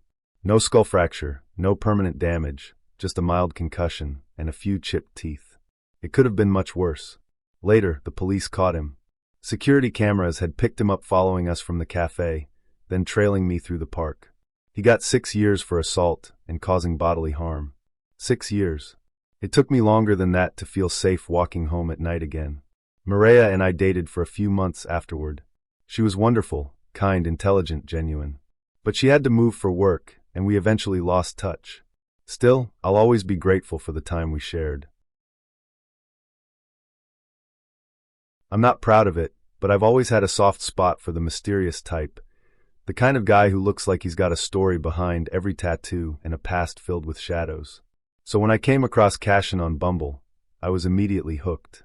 He had this look, sharp jawline, eyes that could read you like poetry, and a body that looked like it had been sculpted out of adrenaline and bad decisions. His profile was minimal. A few moody black and white photos and a one-line bio. Ask me anything, but don't expect straight answers. I rolled my eyes at the cliché, but I swiped right anyway. To my surprise, we matched. Cashin messaged me almost immediately. That was a first. Most guys on Bumble wait, or worse, never reply. But not him. He was charming, effortlessly engaging, and asked real questions about my hobbies, my background, my music taste. Most guys lead with small talk, or worse, unsolicited photos. Cashin? He made me feel like the most fascinating person in the world. We messaged for about a week. The chemistry was undeniable. We joked, flirted, even shared a few late-night confessions. He told me he'd done some time in county jail, 18 months, to be exact. Wrong place, wrong time, he said. Some guy got stabbed and I got caught in the middle of it.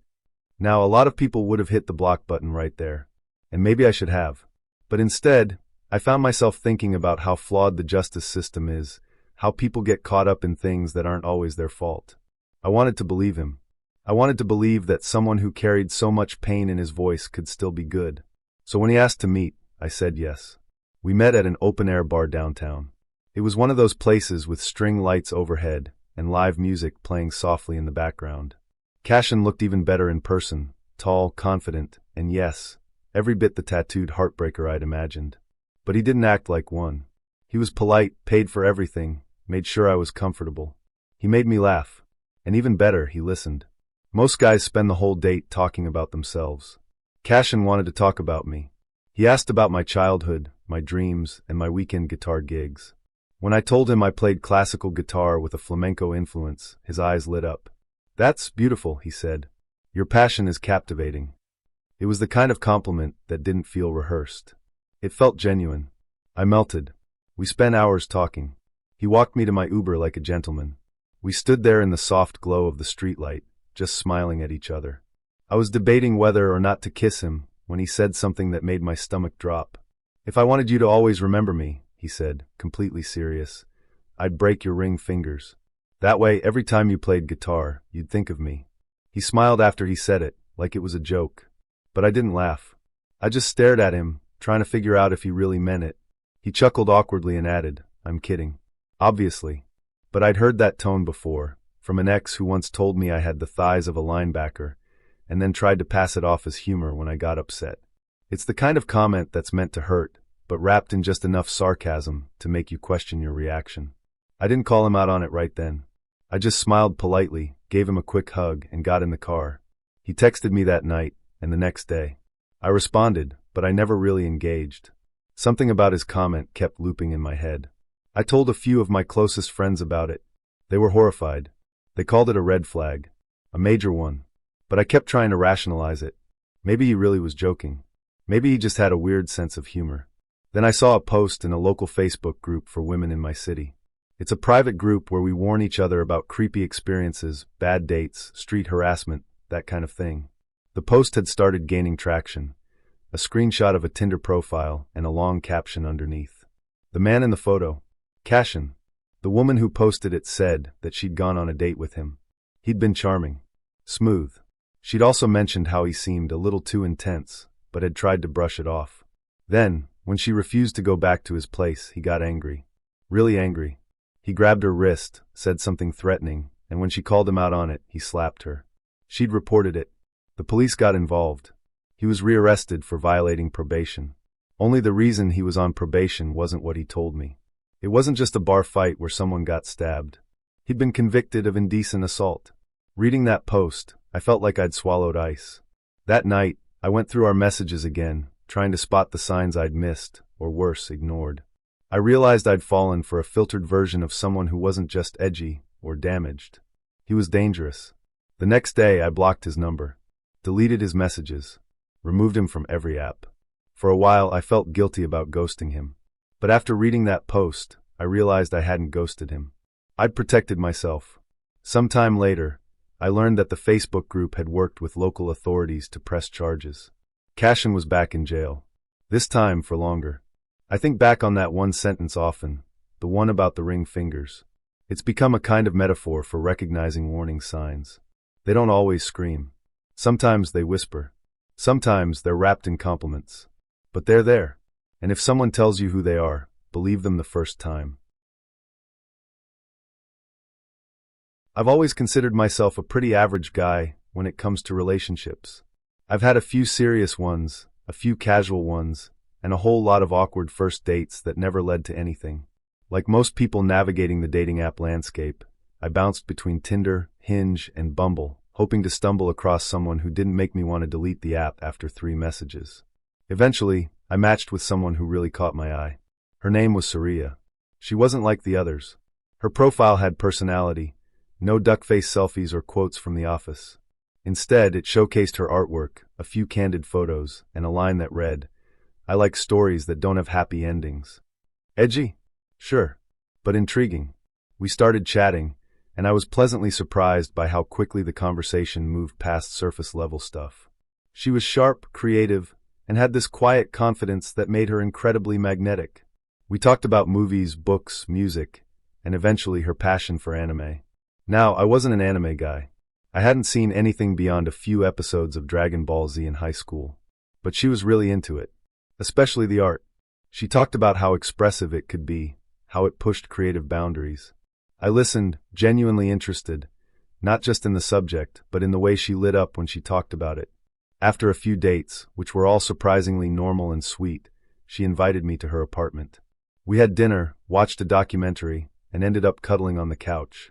Things got a little steamy, but before it went too far, she pulled back, smiling but serious. "Wait here," she said.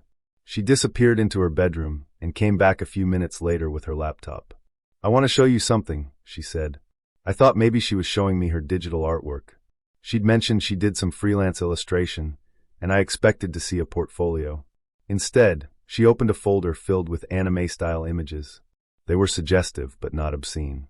Stylized drawings of women in elaborate costumes, some in feline-like poses, others with fantasy elements, horns, wings, that kind of thing.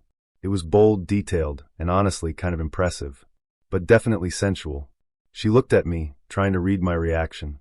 "You're the first person I've shown this to," she said. "It's something I've wanted to explore more, but it takes the right kind of person." I nodded. It was different, sure, but not alarming. I'd never been with someone with a kink for illustrated aesthetics, but hey, no judgment. We talked a bit more, then she invited me to sleep over, not for anything physical, just to stay. I agreed. I was comfortable with her, and maybe even a little fascinated. Around 3 a.m., I woke up with that all-too-familiar discomfort, the kind that only a cold apartment and slightly too much wine can bring. I tiptoed out to the living room to grab a glass of water and noticed her laptop still sitting on the coffee table, half closed. I shouldn't have opened it, but curiosity has a way of overriding better judgment. I tapped the spacebar. The screen lit up, still on the folder she had shown me earlier. I scrolled a little, just to revisit what we'd been looking at. But then I noticed another folder tucked inside that one. The name was just a string of symbols and punctuation, no preview image, no clear label. I hesitated. There was a part of me that said it wasn't my place, that I should close the laptop and go back to bed.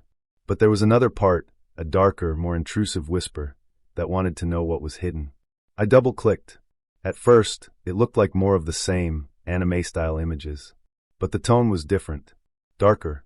The first image I saw was of a girl in a vulnerable position, her expression vacant. It wasn't overtly graphic, but it was disturbing. The next image was even worse, similar themes but with violent overtones that made my stomach turn.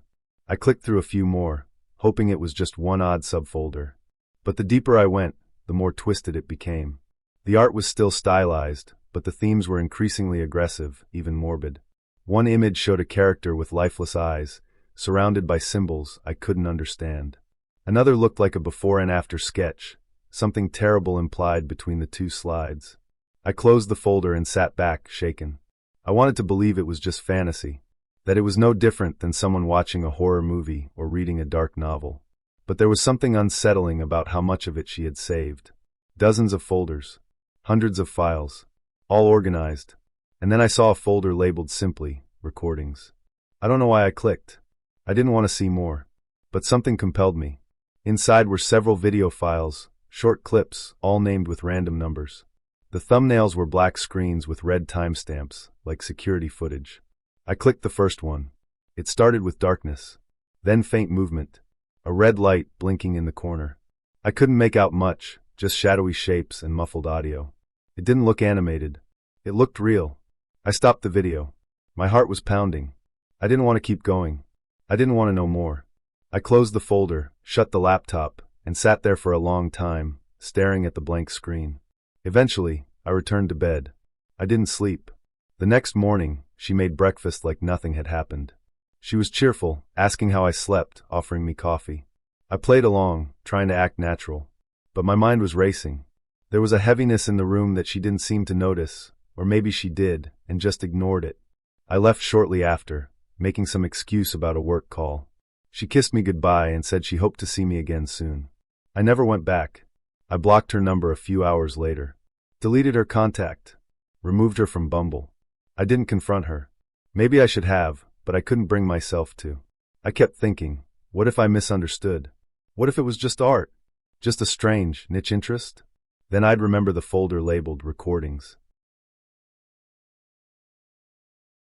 I'm James, and I learned the hard way that not everyone you meet online is who they say they are. This happened a couple of years ago, when dating apps were practically my second hobby. I matched with this girl named Mia on Tinder. She was gorgeous. Great smile, toned body, gym selfies. The whole package. We hit it off right away. Her messages were sweet, witty, and flirty. I was hooked. After a few days of chatting, we agreed to meet. She suggested a fancy restaurant downtown. I was eager to impress, so I dressed sharp, shirt, tie, the works. I even bought her a gold bracelet, because she mentioned she liked jewelry. Yeah, I know. Over the top. But I was into her. On the night of our date, I waited outside the restaurant like a character out of a rom-com. She texted to say she was running late and had lost her bank card. She asked if I could cover her half. I said no problem and hit the nearest ATM. When I got back, she messaged again, said she was even more delayed, and asked if I could meet her down the street and walk her to the restaurant because she felt uneasy walking alone. I didn't think twice. Of course I agreed. I walked to a quieter part of the neighborhood, looking around nervously but still expecting to see her any minute. Then she texted again. She was waiting in a nearby parking lot. Something about it didn't feel right. The lot was dark and mostly empty. But I was still thinking with my heart, or maybe not my heart, so I went anyway. That's when it happened. Two guys came out from behind a car. One of them stuck a gun in my face and demanded everything, my cash, my wallet, and the bracelet. I was too stunned to react. I handed it all over. As soon as they ran off, it hit me. Mia wasn't real. The entire story, every text, every flirty message, it was all bait.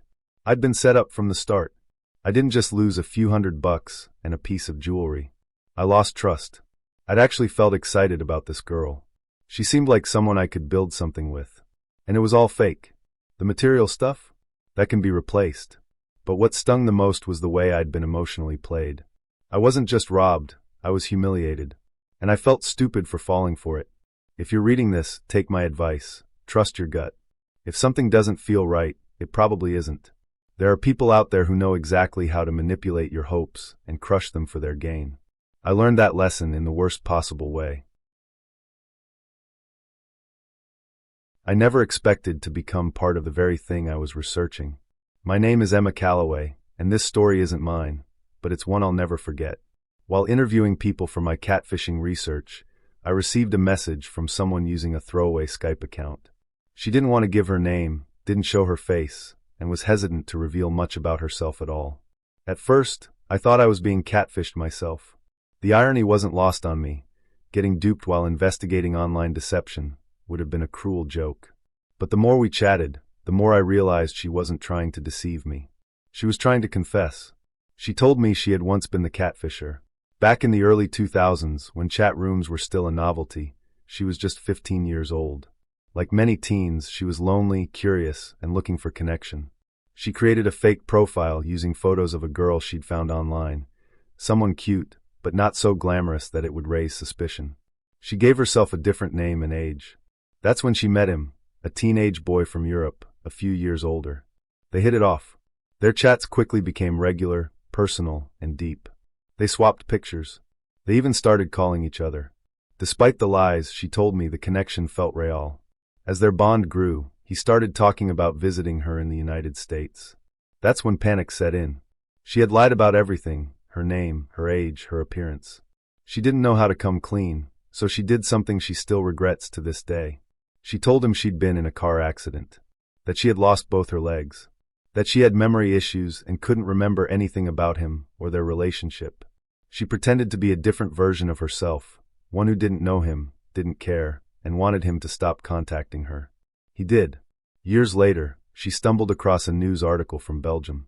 It reported that a young man had taken his own life after a devastating breakup with an online girlfriend. The name, the hometown, the picture, it all matched. She was convinced it was him. I asked her for proof. She showed me the article, but without revealing her identity, I couldn't verify the story. Still, the pain in her voice was unmistakable. I think I killed someone, she said. Not with a gun or a knife, but with lies. I don't know if everything she told me was true, but real or not, the weight of her guilt was. Catfishing doesn't always end in financial loss. Sometimes the damage is emotional, psychological, even fatal. Her story reminded me that behind every screen is a real person, and sometimes, even the deceivers carry scars that never heal. My name is Tasha Miller, and I want to tell you about how someone nearly destroyed my modeling career before it even began. I've never talked about this publicly before, mainly because of the shame, but I think it's important to share. If it helps even one other woman avoid what I went through, then it's worth it. When I was 22, I was grinding hard to break into the modeling world. I wasn't signed to an agency yet, but I'd done a handful of shoots, mostly small gigs for local boutiques and up-and-coming photographers. I had a few decent shots in my portfolio and shared the best ones on Instagram, hoping someone would notice. That's when I got a DM from someone named Jasmine. Jasmine claimed to be a working model based in Europe. She said she'd come across my photos and thought I had real potential. At first, I was skeptical, but she seemed legit. Her profile had hundreds of followers, tons of modeling content, and even tags from what looked like fashion shoots. She messaged me tips, offered feedback, and before I knew it, we were chatting regularly. It honestly felt like I had found a mentor, someone who'd already made it and wanted to help me do the same. Jasmine gave me advice on how to improve my portfolio, what casting directors looked for, how to pose, what to wear. I started taking her word as gospel. A few weeks in, she told me about a paid lingerie shoot with a boutique agency, supposedly based in Milan. She said she had worked with them before and could put in a good word. It sounded like a dream. The money was good, and the exposure could be huge. I agreed. The shoot was scheduled for a Saturday in a studio across the city. Jasmine said she'd meet me there, but on the day of, she messaged saying a family emergency had come up and she couldn't make it. She encouraged me to go anyway and said the photographer was very professional. I was nervous about going alone, but I told myself this was how careers were made. You had to take risks. The photographer seemed friendly. He had a proper setup, lights, a backdrop, and everything looked professional. The first shoot went fine. I posed in lingerie, and he gave clear direction. I was paid on the spot. It felt legitimate. I did 2 more shoots over the next few weeks. The second was similar, but the third made me uncomfortable. The outfits he gave me were childlike, ribbons, pastel colors, frilly designs. It didn't feel right. I asked about the theme, and he brushed it off, saying it was just a style trend.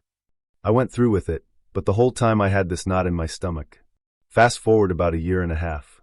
I was scrolling through a news site when I saw a headline about a photographer arrested for producing and distributing inappropriate images. It stopped me cold. The story said he'd used a fake female identity to lure young women into shoots. He'd then sold the photos online, claiming the models were minors.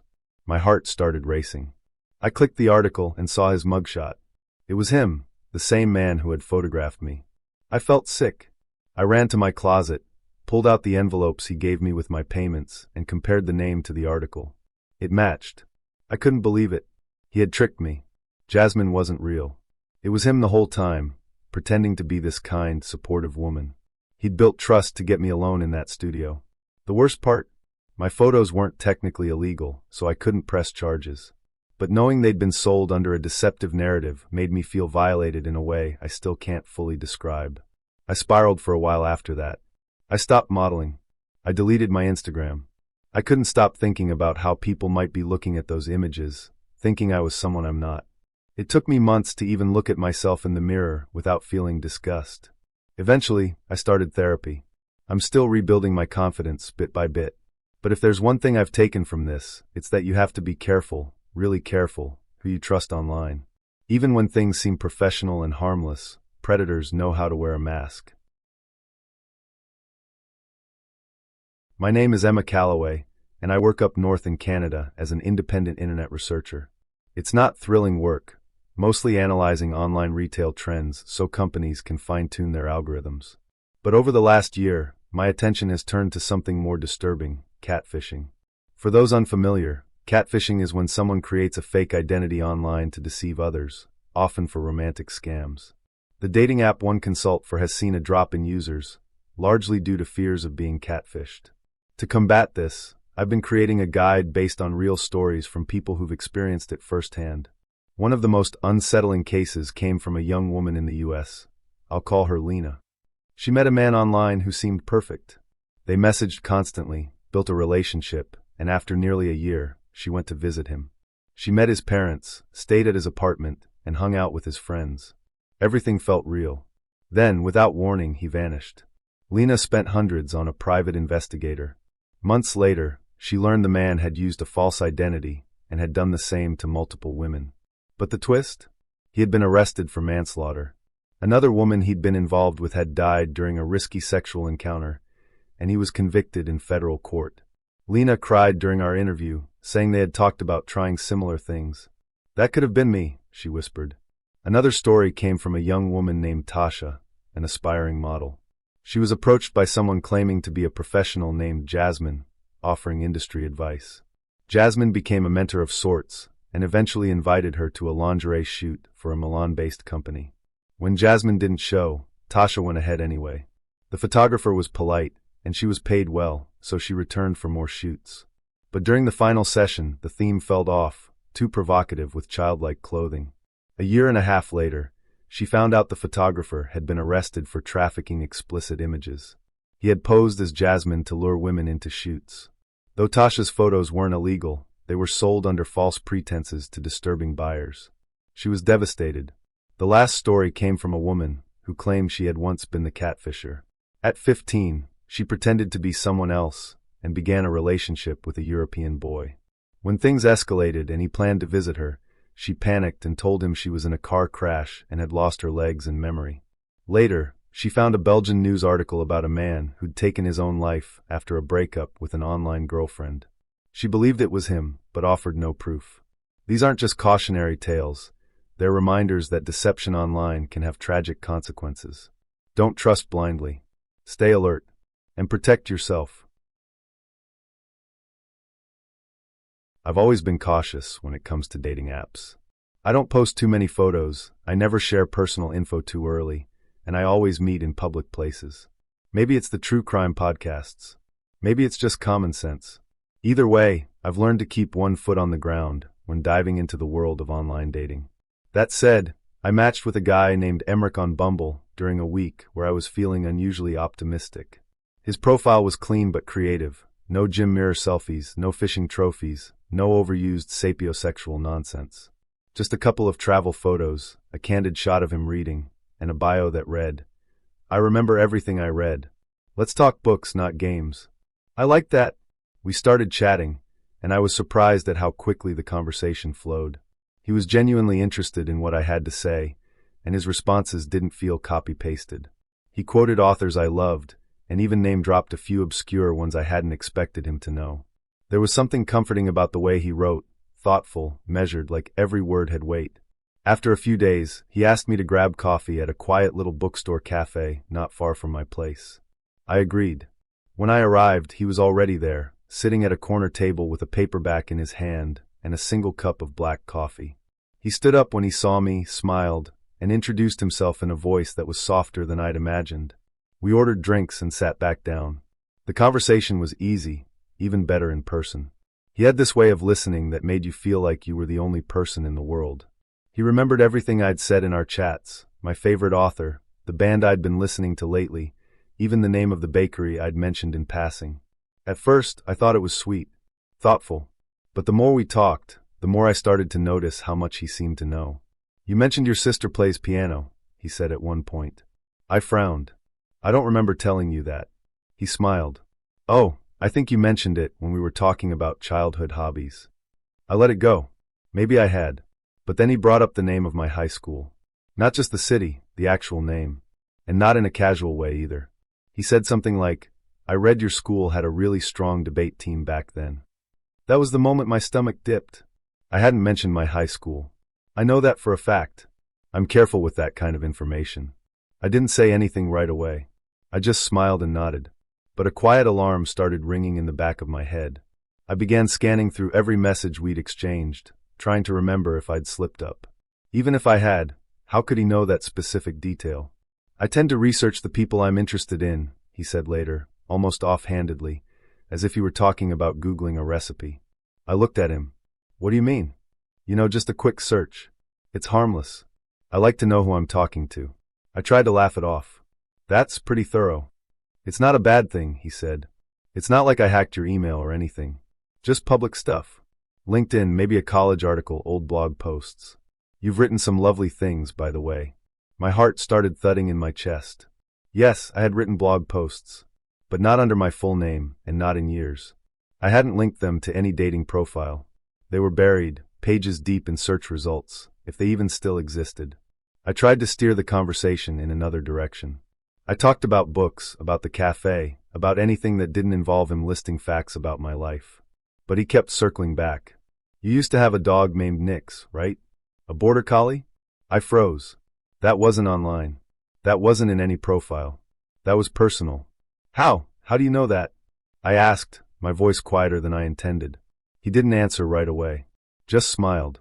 You mentioned growing up in Ashwood, and there was only one family with a dog named Nix in the local vet's newsletter from 2009. I figured it was you. I stared at him. I didn't know whether to be impressed or terrified. That's not normal, I said finally. He tilted his head. Curiosity isn't a crime. No, I replied. But crossing boundaries is. That seemed to catch him off guard. For the first time, his calm expression flickered. I didn't mean to upset you, he said. I stood up. I think I'm going to head out. He didn't try to stop me. He just watched me leave. As I walked out of the cafe, I felt a strange mix of emotions, unease, confusion, even a little guilt. Was I overreacting? Was he just socially awkward? Or was this something more? That night, I got a message from him. I'm sorry if I came on too strong.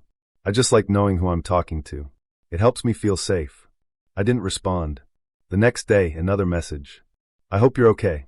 I saw someone who looked like you on 3rd Avenue. You were smiling. That made me feel better. I hadn't posted my location. I hadn't told him where I'd be. But I had been on 3rd Avenue, getting lunch with a coworker. I'll be the first to admit that I've ignored red flags in the past. The guy who claimed to be an entrepreneur, but lived with his ex? Red flag. The one who said he wasn't a dog person? Major red flag. But nothing, and I mean nothing, could have prepared me for my date with Everett.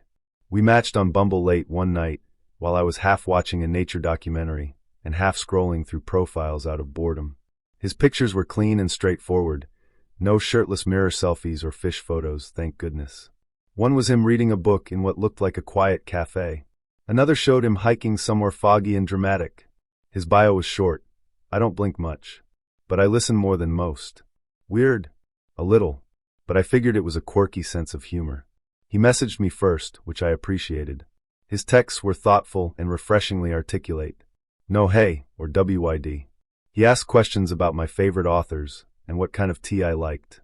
He even remembered things I'd said in earlier messages, which felt like a novelty in the world of online dating.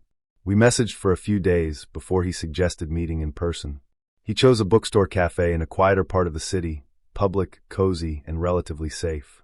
I agreed. When I arrived, he was already there, sitting at a corner table with a book open in front of him. He looked exactly like his photos, tall, neatly dressed, with a calm presence. He stood to greet me, smiled, and pulled out a chair. So far, so good. The conversation was smooth. We talked about literature, childhood hobbies, strange food combinations we secretly loved. He was polite, attentive, and had this oddly serene way of speaking, like everything he said had been carefully thought out before leaving his lips. But there was one thing I couldn't stop noticing. He really didn't blink. I know it sounds strange, but once I caught on to it, I couldn't unsee it. He would hold eye contact for long stretches, so long that I started blinking more just to compensate. At first, I thought maybe I was imagining it. Maybe I was just hyper-aware. But then I started keeping track. 10 minutes. No blink. 15. Still nothing. It was like his eyes were made of glass. I tried to ignore it. After all, everything else about him seemed normal. Maybe he just had some rare condition. Or maybe he trained himself to do it, like those actors who can cry on cue. But somewhere in the back of my mind, a quiet voice whispered, "This isn't normal." After an hour, I made an excuse to go to the restroom and get a moment to myself. I splashed cold water on my face and stared at my reflection. Why was I so unnerved? He hadn't done anything wrong. He hadn't touched me, hadn't said anything inappropriate. But something about his energy felt off. When I came back to the table, he was exactly where I left him, hands folded, eyes focused on the doorway. I sat down and he smiled. "You blinked 32 times during our conversation," he said casually, as if he were commenting on the weather. "Excuse me?" I asked, unsure if I'd heard him correctly. "You blinked 32 times. I counted." He tilted his head slightly, still smiling. "It's not a bad thing. Just something I notice." I forced a laugh, trying to mask the alarm bells going off in my head. "That's a very specific thing to count. I like patterns, he replied. They help me understand people. I nodded slowly, unsure of how to respond. I glanced at my phone, pretending to check a message. Everything okay? He asked. Yeah, just my friend needs help moving something, I lied. I should probably head out. He didn't object, didn't try to convince me to stay. He just stood and nodded. Of course. If you decide to see me again, I'd like that. I thanked him for the tea and left quickly, walking a few blocks before I finally looked over my shoulder. He wasn't following me. I let out a breath I didn't even realize I'd been holding. That night, I couldn't sleep. I kept replaying the conversation, the stillness of his posture, the way he never once blinked. Most of all, I couldn't stop thinking about the way he'd counted mine. I didn't block him right away. I wanted to believe I was overreacting, that I'd just had a weird date with an eccentric guy. But then, the messages started. The first one came the next morning. You blinked less in your photos. I think you were happier then. I didn't respond. A few hours later, don't worry. I'm not upset. I just thought we had a connection. Then, I saw you on 9th Street yesterday. You blinked a lot more than usual. That one made my stomach drop. I hadn't posted anything about where I was. I hadn't mentioned it, but I had been on 9th Street, grabbing lunch with a friend. He must have seen me. I blocked his number. Then came an email from a different address. The subject line read, "Blink once if you remember me." I reported it, blocked again, then changed my privacy settings across every platform I could think of. I deleted Bumble. I even made a police report, just to be safe, though they couldn't do much since he hadn't technically made a threat. Weeks passed. No new messages. I started to relax.